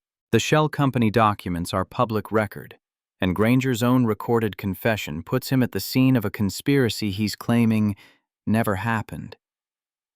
Chen nodded, satisfied with the confidence in his voice, even if she knew from experience that confidence wasn't the same as certainty. One more thing. David Chen, the mechanic who tampered with the brake lines, is testifying tomorrow. The defense is going to attack his credibility hard. He's testifying in exchange for immunity, which makes him look like someone who will say anything to avoid prison. Your job is to be the steady, factual counterweight. No emotion, no theatrics, just the evidence. I can do that. After the meeting, they filed into the courtroom, a space designed to intimidate with its high ceilings and dark wood paneling, the American flag and state flag flanking a bench where Judge Patricia Morrison, no relation to the FBI agent, presided with the stern efficiency of someone who'd been doing this job for 23 years. Thomas Granger sat at the defense table between 2 attorneys who'd cost more per hour than most people made in a week. He looked older than he had 9 months ago, the weight loss and gray pallor that came from pre-trial detention. But his suit was still tailored, his posture still upright, maintaining the performance of innocence, even as the evidence stacked against him like sandbags against a flood. He glanced toward Marcus once, their eyes meeting across the courtroom, and Marcus saw something that might have been fear or might have been hatred. Either way, it was the first time Granger had looked at him and truly seen him, stripped of the invisibility that janitorial work had provided. The jury selection took all day, a process of questions and strikes and sidebar conferences that turned 12 random citizens into arbiters of truth. By the time Judge Morrison dismissed them for the evening, Marcus felt hollowed out by the weight of waiting, by watching Granger sit there looking almost normal, like any other executive accused of white-collar crime, instead of a man who'd ordered someone's death with the same casual efficiency he'd used for quarterly projections. Zoe had fallen asleep against his shoulder during the afternoon session, and he carried her out to the car service that Elena had insisted on providing, despite his protests about accepting favors. Marcus, you can't take the subway home after testifying all day. Accept the help. I'm not a charity case. No, you're someone who exposed massive fraud and caught his wife's killer. Let people help you celebrate that instead of treating assistance like an insult to your independence. In the car, Zoe woke up enough to ask the question that had probably been forming all day. Daddy, is it always like this? Court, I mean. Lots of waiting and nothing happening? Usually. Justice is slow because it's trying to be careful. Better to take time and get it right than rush and let guilty people go free. Did they get it right with Mom? Marcus looked out at Manhattan sliding past, evening traffic turning the city into a river of brake lights and frustrated honking. No, they got it wrong the first time. That's why we're here now, trying to fix it. That night, he couldn't sleep. The brownstone was quiet except for the usual sounds of old houses settling, radiators ticking, Brooklyn existing outside his windows. Marcus sat in his office surrounded by 8 years of documentation that had become exhibits in a federal trial, his contribution to the historical record reduced to numbered evidence bags and legal filings. His phone buzzed. Elena. Can't sleep either? Sitting in that courtroom watching Granger pretend to be the victim, it's surreal. Like watching someone rewrite history while the truth sits right there in document form. That's what trials are. Competing narratives where the one with better lawyers sometimes wins regardless of facts. That's a cynical perspective from someone who just spent 9 months building an airtight case. Marcus leaned back in his chair, looking at Denise's photo on his desk, the version of her that would stay 34 forever while he aged past her, growing into the man she'd never get to know. I'm a realist. I know we have strong evidence. I also know that juries are human, and humans can be convinced of almost anything if the story is compelling enough. Granger's defense is going to paint him as a successful executive targeted by a grieving husband with an obsession. Frame the whole thing as prosecutorial overreach driven by my personal vendetta. Is that what this was? A vendetta? The question sat between them on the phone line, heavy with implications about motive and justice and the difference between revenge and accountability. It started as one. Grief turned into anger, turned into purpose. But somewhere along the way, it became about more than Denise. About Keisha Williams and Jamal Thompson and all the people Granger destroyed because the system let him. If that's a vendetta, I'll wear the label. Marcus, you're allowed to want justice for your wife without it being noble or systemic. It's okay to just be angry that someone took her from you. After she hung up, Marcus sat with that permission, turning it over in his mind. For 9 years, he'd framed his hunt in terms of pattern and precedent, multiple victims and institutional failure. It had been easier to carry that way, to make his pain about something larger than one man's grief. But the truth, sharp and uncomfortable, was that he would have hunted Granger just as relentlessly if Denise had been the only victim. The other cases mattered, but they weren't why he'd taken a janitor job and worked night shifts and missed Zoe's childhood. That had all been for Denise. Selfish and singular, and exactly the kind of obsession that defense attorneys would use to paint him as dummy unstable. The trial began in earnest the next morning, with opening statements that felt like theater. Lawyers performing truth for an audience of 12 plus the alternates. Sarah Chen laid out the prosecution's case with methodical precision, building from financial fraud to conspiracy to murder, connecting dots that formed a picture of 3 decades of crime. The evidence will show that Thomas Granger systematically embezzled $186 million from multiple companies over 30 years. When investigators got too close, he framed innocent people, destroying their lives to protect his own wealth. And when FBI Special Agent Denise Cole was 3 weeks away from exposing his crimes, he hired someone to cut her brake lines and stage an accident. The evidence will prove all of this beyond a reasonable doubt. The defense attorney, Martin Kellerman, was everything Sarah Chen wasn't. Theatrical where she was precise, emotional where she was clinical. A performer who understood that trials were won as much on personality as evidence. The prosecution wants you to believe that Thomas Granger is a criminal mastermind who somehow operated undetected for 3 decades. But the real story is simpler and sadder. Marcus Cole lost his wife in a tragic accident 9 years ago. Unable to accept that loss, he constructed an elaborate conspiracy theory and then spent years manufacturing evidence to support it. He took a job under false pretenses, conducted illegal surveillance, and pressured witnesses into providing testimony that fit his preconceived narrative. The prosecution's entire case rests on the unreliable foundation of a grieving husband's obsession. Zoe, sitting in the gallery, had whispered loud enough for the people around them to hear. "That's not true. Daddy didn't make anything up." Marcus had squeezed her hand, grateful for her faith even as he understood that faith wasn't evidence and juries needed more than a daughter's belief to convict. David Chen took the stand on day 2, a mechanic in his 50s who'd carried 9 years of guilt in the slope of his shoulders and the way he couldn't meet anyone's eyes directly. He testified about the night Robert Linsky had paid him $5,000 to cut the brake lines on a blue Honda Civic, about the photographs he'd taken as insurance in case anything went wrong, about the text messages that proved Linsky had ordered the tampering. Kellerman had destroyed him on cross-examination, making him admit to accepting money for sabotage, pointing out that his immunity deal gave him every incentive to lie, suggesting that the photographs could have been staged years later to support a false narrative.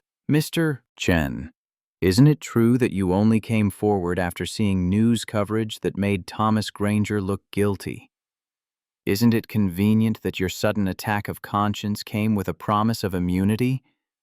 Chen had wilted under the questioning, his testimony losing credibility with each defensive answer. By the time he left the stand, Marcus could see several jurors looking skeptical, the seed of doubt planted exactly as the defense intended. Sarah Chen had tried to rehabilitate the testimony on redirect, but the damage was done. Reasonable doubt had entered the courtroom like smoke, invisible but pervasive. Marcus testified on day 4, after 3 days of financial experts and FBI agents and document authentication specialists who'd established the fraud but couldn't speak to the human cost. He took the stand wearing the same suit he'd worn to the boardroom 9 months ago, the one that split the difference between professional credibility and working-class authenticity. Sarah Chen walked him through his credentials first, establishing expertise in forensic accounting before moving to the personal history that made his testimony both powerful and vulnerable to attack. "Mr. Cole, please tell the jury about your wife, Denise." Marcus had prepared for this question, practiced the answer until it felt smooth. But sitting in the witness box, looking at 12 strangers who would decide whether Denise's death mattered enough to call it murder, the practiced words felt inadequate. Denise Cole was an FBI special agent assigned to the Cleveland field office. She specialized in financial crimes, white-collar fraud, and embezzlement cases. She was 34 when she died, brilliant at her job, and the kind of person who believed that justice mattered even when it was difficult to achieve.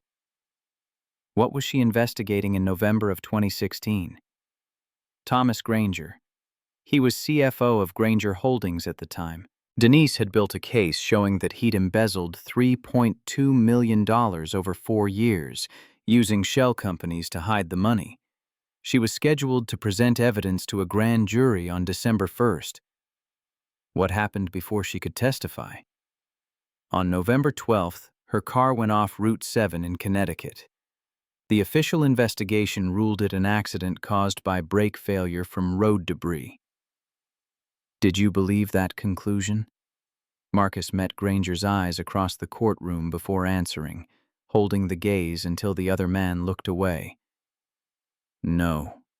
Denise had the car serviced 2 days before she died.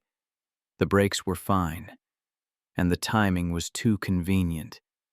3 weeks before she was set to testify, she dies in a single vehicle accident, and the evidence she'd compiled disappears from FBI servers. I never believed it was an accident. What did you do with that belief? I started my own investigation, tracked Granger's movements over the next 8 years, documented a pattern of fraud and victim framing that matched what Denise had uncovered. When I learned he was CFO at Rothman Financial, I took a job as a janitor to gather evidence from inside the company.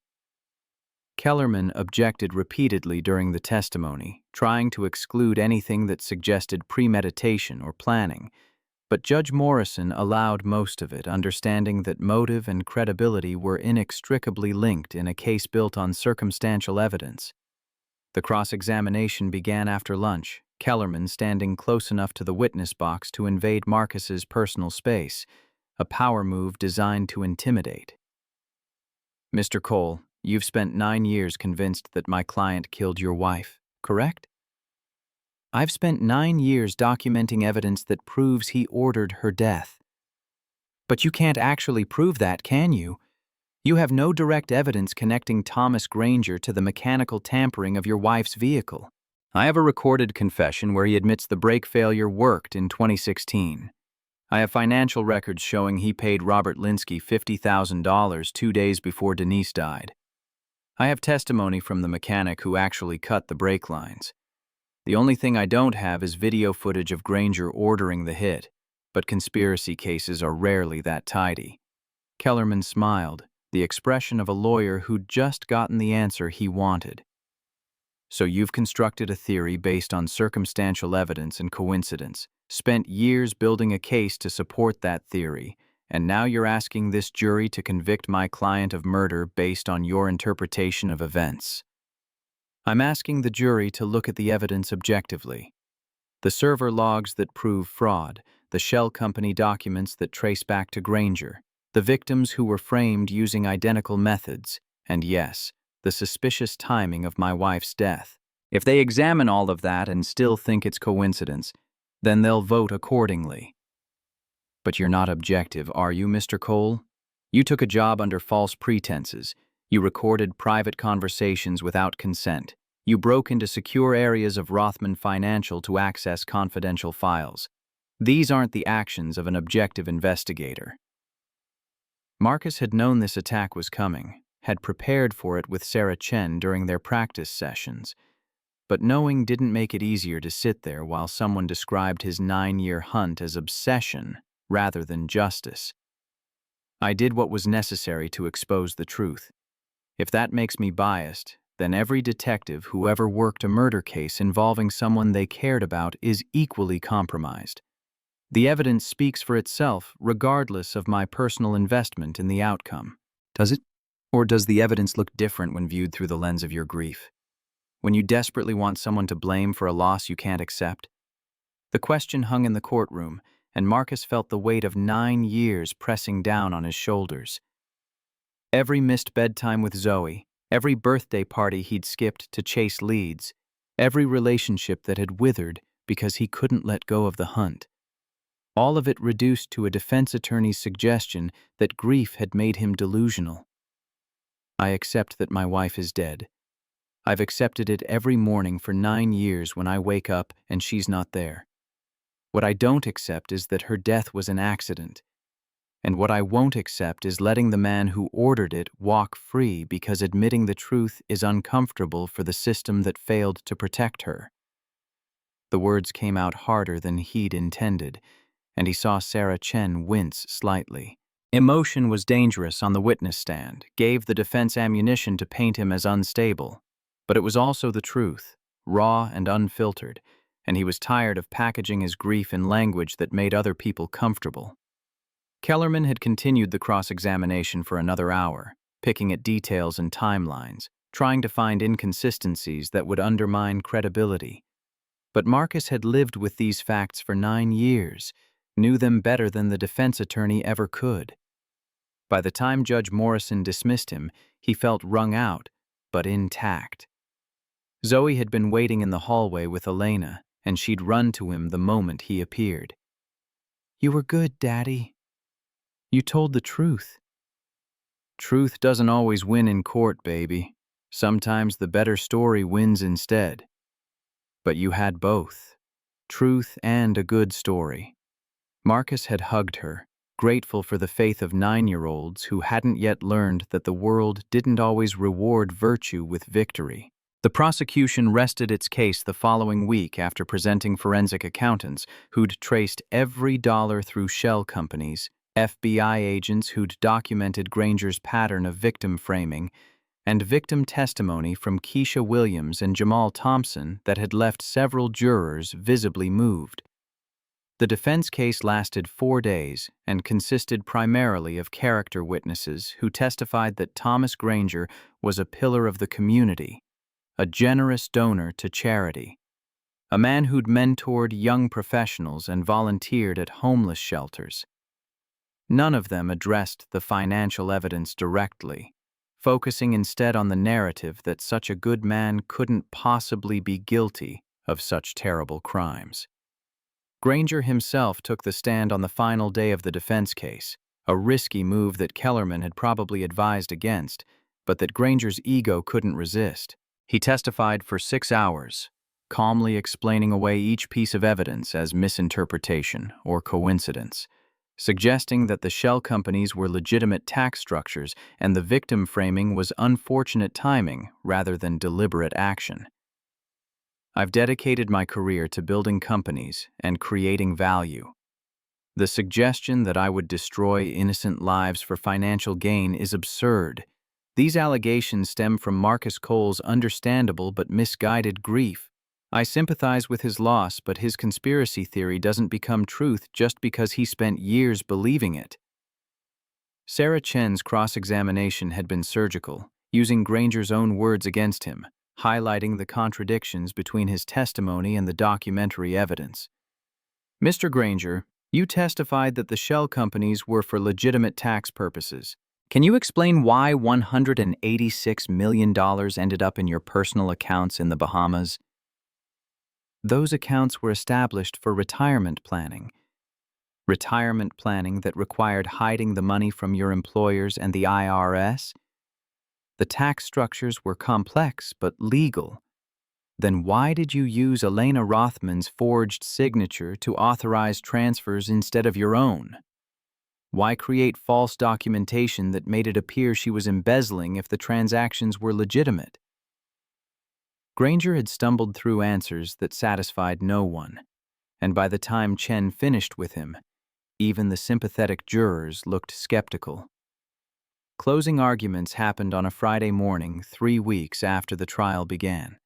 Sarah Chen had summarized the evidence with the same methodical precision she'd used throughout the trial, building from document to testimony to conclusion, like a prosecutor who trusted juries to follow logic. The defense wants you to believe that all of this is coincidence, that 8 people just happened to be framed using the identical method, that Marcus Cole spent 9 years fabricating evidence because he couldn't accept his wife's accidental death, that David Chen came forward with photographs and text messages that perfectly corroborate a false narrative, that the server logs showing Thomas Granger accessing Elena Rothman's credentials at 2 in the morning were somehow legitimate corporate business. But coincidence has limits. At some point, the pattern becomes proof. The evidence proves that Thomas Granger is a thief, a fraud, and a man who ordered murder to protect his crimes. Your job is to hold him accountable for all of it. Kellerman's closing had leaned heavily on reasonable doubt, painting the prosecution's case as circumstantial and driven by Marcus's obsession. The prosecution has given you a compelling narrative, but a compelling narrative is not the same as proof beyond a reasonable doubt. Yes, Mr. Granger used shell companies, but that's not illegal. Yes, the timing of Denise Cole's death was suspicious, but suspicion is not proof. Yes, Marcus Cole gathered evidence, but he gathered it through deception and illegal surveillance, methods that taint everything he touched. You are the last barrier between an innocent man and wrongful conviction. The prosecution is asking you to believe their theory despite the holes in their evidence. I'm asking you to demand actual proof, not just coincidence and innuendo. That's what reasonable doubt means. That's what justice requires. The jury had deliberated for 4 days, and each day that passed felt like a year. Marcus had tried to maintain normal routines with Zoe, making breakfast and helping with homework and pretending that his entire world wasn't hanging on the decision of 12 strangers. But the waiting carved out pieces of him, left him hollow and anxious in ways that 9 years of hunting had never achieved. Elena had called every evening, checking in with the kind of concern that came from shared trauma. They'd been through different versions of the same crisis, and the bond that created was strange and necessary. "How are you holding up?" "Terrified that we came this close and it still won't be enough." "It's enough, Marcus. Even if the jury doesn't convict on murder, the fraud charges are ironclad. He's going to prison. But not for killing Denise. That's what matters." "Is it? Or does it matter more that you exposed him, saved 8 people from carrying his crimes, and built a case that even a defense attorney with unlimited resources couldn't fully discredit?" Marcus had thought about that question long into the night, trying to separate what he needed from what qualified as justice. The distinction remained elusive. The verdict came on a Tuesday afternoon, the jury filing back into the courtroom with expressions that gave nothing away. Judge Morrison had asked for the verdict forms, and the foreperson, a woman in her 50s who'd taken careful notes throughout the trial, had handed them over with steady hands. "On count 1, wire fraud, how do you find?" "Guilty." "Count 2, money laundering, how do you find?" "Guilty." The guilty verdicts kept coming, 27 in a row for the financial crimes, each one landing with the weight of validation. Marcus had felt Zoe's hand in his, squeezing tight enough to hurt, and realized his daughter was crying silently, tears of relief streaming down her face. Then came count 28, conspiracy to commit murder in the death of Denise Cole. "How do you find?" The pause before the answer felt eternal, time stretching and compressing until the present moment existed outside normal causality. "Guilty." The courtroom had erupted in ways that Judge Morrison immediately shut down, but for 10 seconds there was chaos. Elena crying, and Rosa Martinez in the gallery shouting something in Spanish, and reporters scrambling for the exits to file stories. Through it all, Marcus had sat perfectly still, the word echoing in his head like a bell that wouldn't stop ringing. Guilty. For Denise.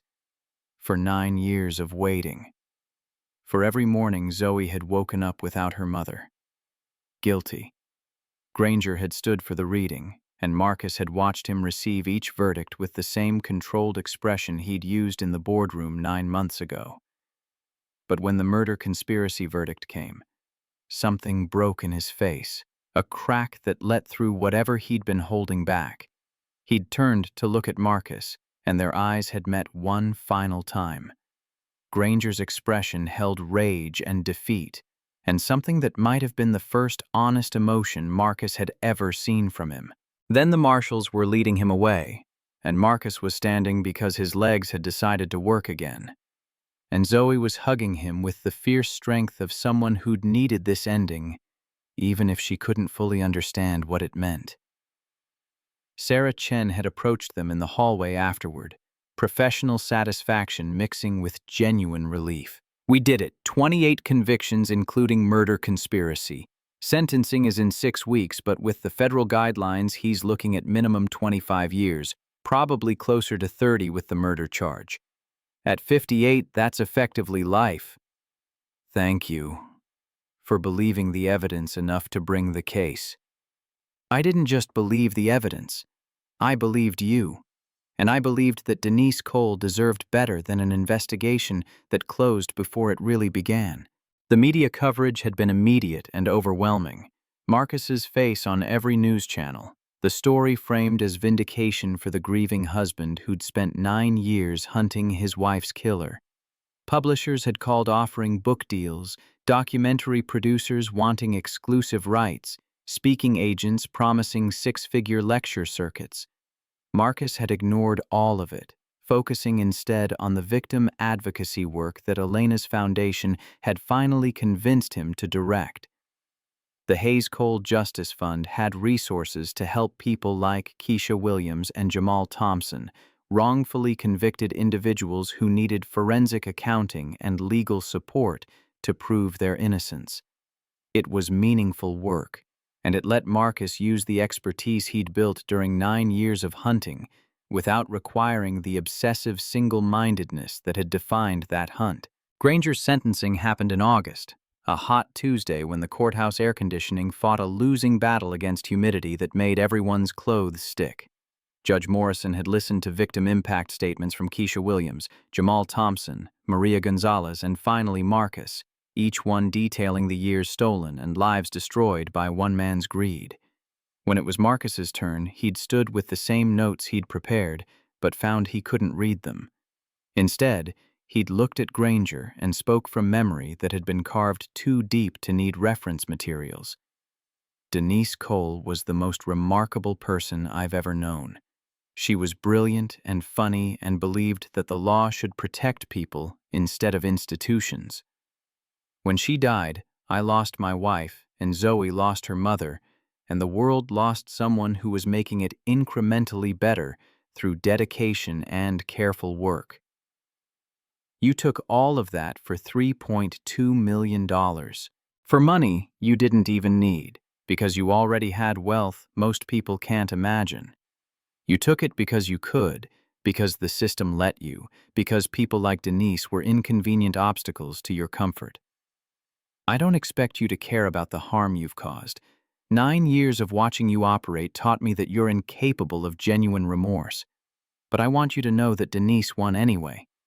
The case she was building might have been buried, but the truth survived because she'd documented it thoroughly enough that even you couldn't destroy all the evidence. She beat you from beyond the grave, and that's justice in a way that this sentencing can't fully capture. Judge Morrison had sentenced Granger to 28 years in federal prison with no possibility of parole before 24 years served.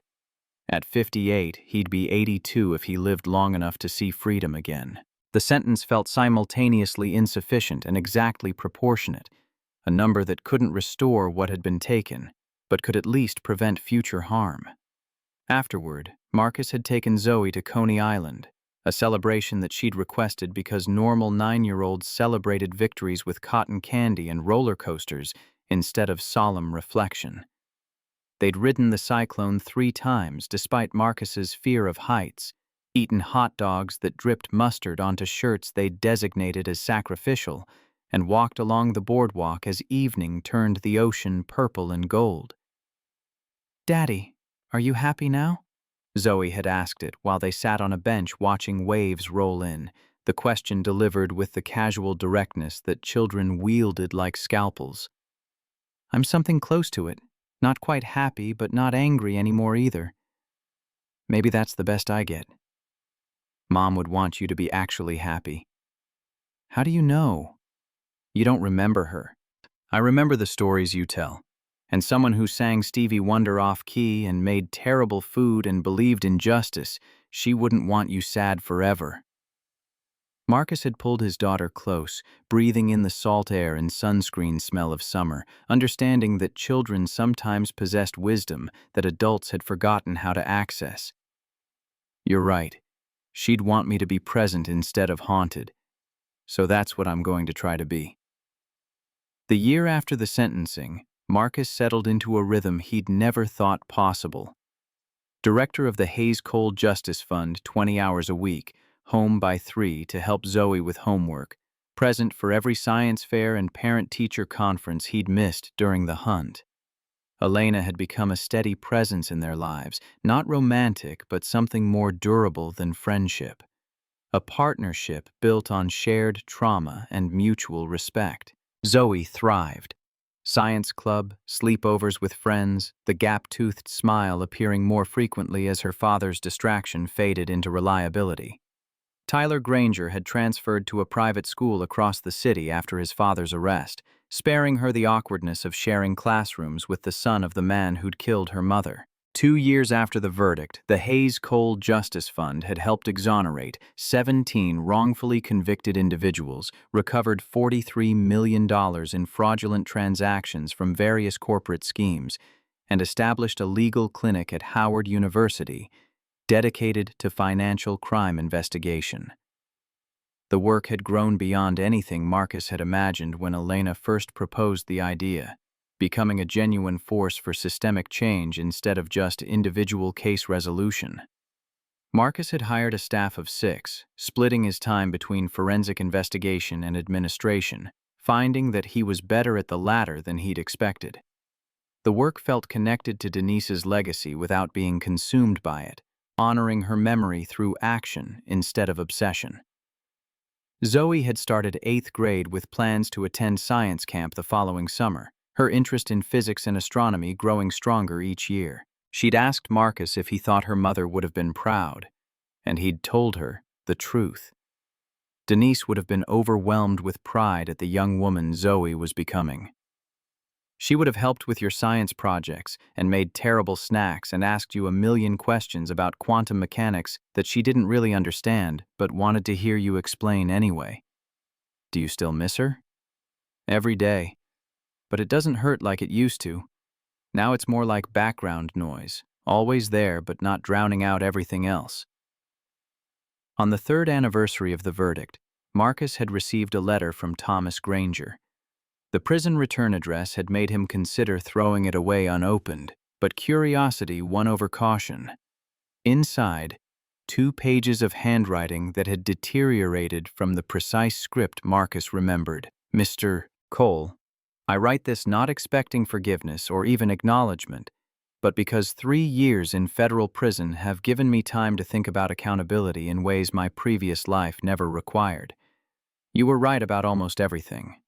The fraud, the framing, the systematic destruction of innocent lives to protect my own comfort. I did all of it with the kind of casual cruelty that comes from never having to face consequences. But I want you to know that I did not order your wife's death. I hired Robert Linsky to frighten her, to make her back off the investigation. The brake tampering was supposed to be minor, enough to create car trouble and fear, but not to kill. When I learned she'd died, I was horrified. Not horrified enough to turn myself in, clearly, but genuinely devastated by the outcome. This distinction probably doesn't matter to you. Dead is dead regardless of intent. But I've spent 3 years living with the knowledge that I'm responsible for a death I didn't want, and I thought you should know that whatever else I am, I'm not quite the monster you imagine. I don't expect this to change anything. You won, I lost, and the verdict was largely just even if the murder conspiracy charge rested on a misunderstanding of my actual intent. But I wanted you to have the full truth, such as it is, from someone who finally has no reason left to lie. I hope you found peace. I hope your daughter is thriving. And I hope that someday, when you think about me, it's with the understanding that people are more complicated than the worst things they do. Marcus had read the letter 3 times, trying to decide if it changed anything. The distinction between ordering murder and ordering intimidation that resulted in murder felt academic from where Denise was concerned. Dead was dead, as Granger had acknowledged, but there was something in the admission that felt closer to truth than anything Granger had said during the trial. Marcus read the letter 3 times, trying to decide if it changed anything. The distinction between ordering murder and ordering intimidation that resulted in murder felt academic from where Denise was concerned. Dead was dead, as Granger had acknowledged. He filed the letter in a box with other trial documents, evidence of a journey that had consumed 9 years and concluded with something messier than closure, but more honest than revenge. He didn't write back. Zoe had graduated 8th grade at the top of her class, accepted into a specialized science high school that would prepare her for the kind of career Denise had always dreamed she might pursue. At the graduation ceremony, Marcus had sat next to Elena and Rosa, watching his daughter cross the stage to receive an award for academic excellence, and thinking about all the moments Denise had missed and all the moments that remained to be lived. That night, Zoe had asked if they could visit Denise's grave, a request she made occasionally but never predictably.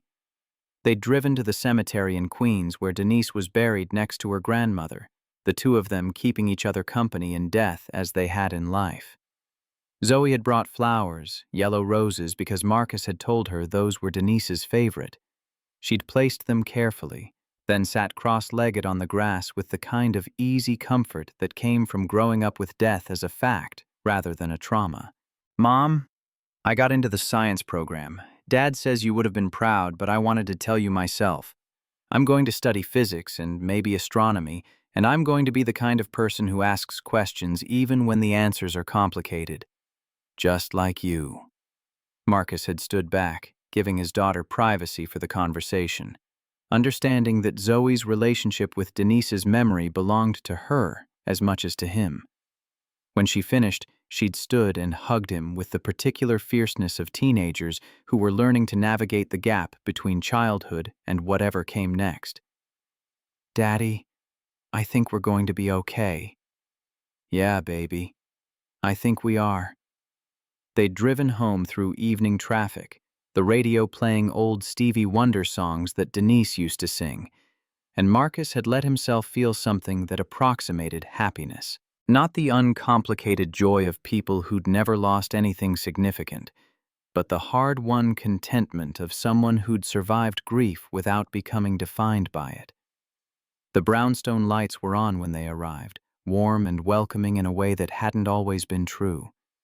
Marcus had learned to see his home as more than the headquarters of a hunt, and the difference that made was subtle, but transformative. Inside, Zoe had gone to her room to text friends about graduation plans, and Marcus had stood in the kitchen where he'd planned Granger's downfall, looking at Denise's photo on the mantel. He'd lit the candle he still lit every morning, watched the flames settle into steady burning. "We did it, Dee. Not perfectly, not completely, but enough to matter. Zoe's thriving. The work continues. And I'm learning to be present instead of haunted. It's not the life we planned, but it's a good life anyway. I think you'd approve." The photo didn't answer, but in the candlelight, Denise's smile looked like permission to keep living instead of just surviving, to build a future that honored her memory without being imprisoned by it. Marcus blew out the candle and went to help Zoe plan her summer, ready for whatever came next. Choosing presence over absence, choosing joy when justice had finally, imperfectly, been served.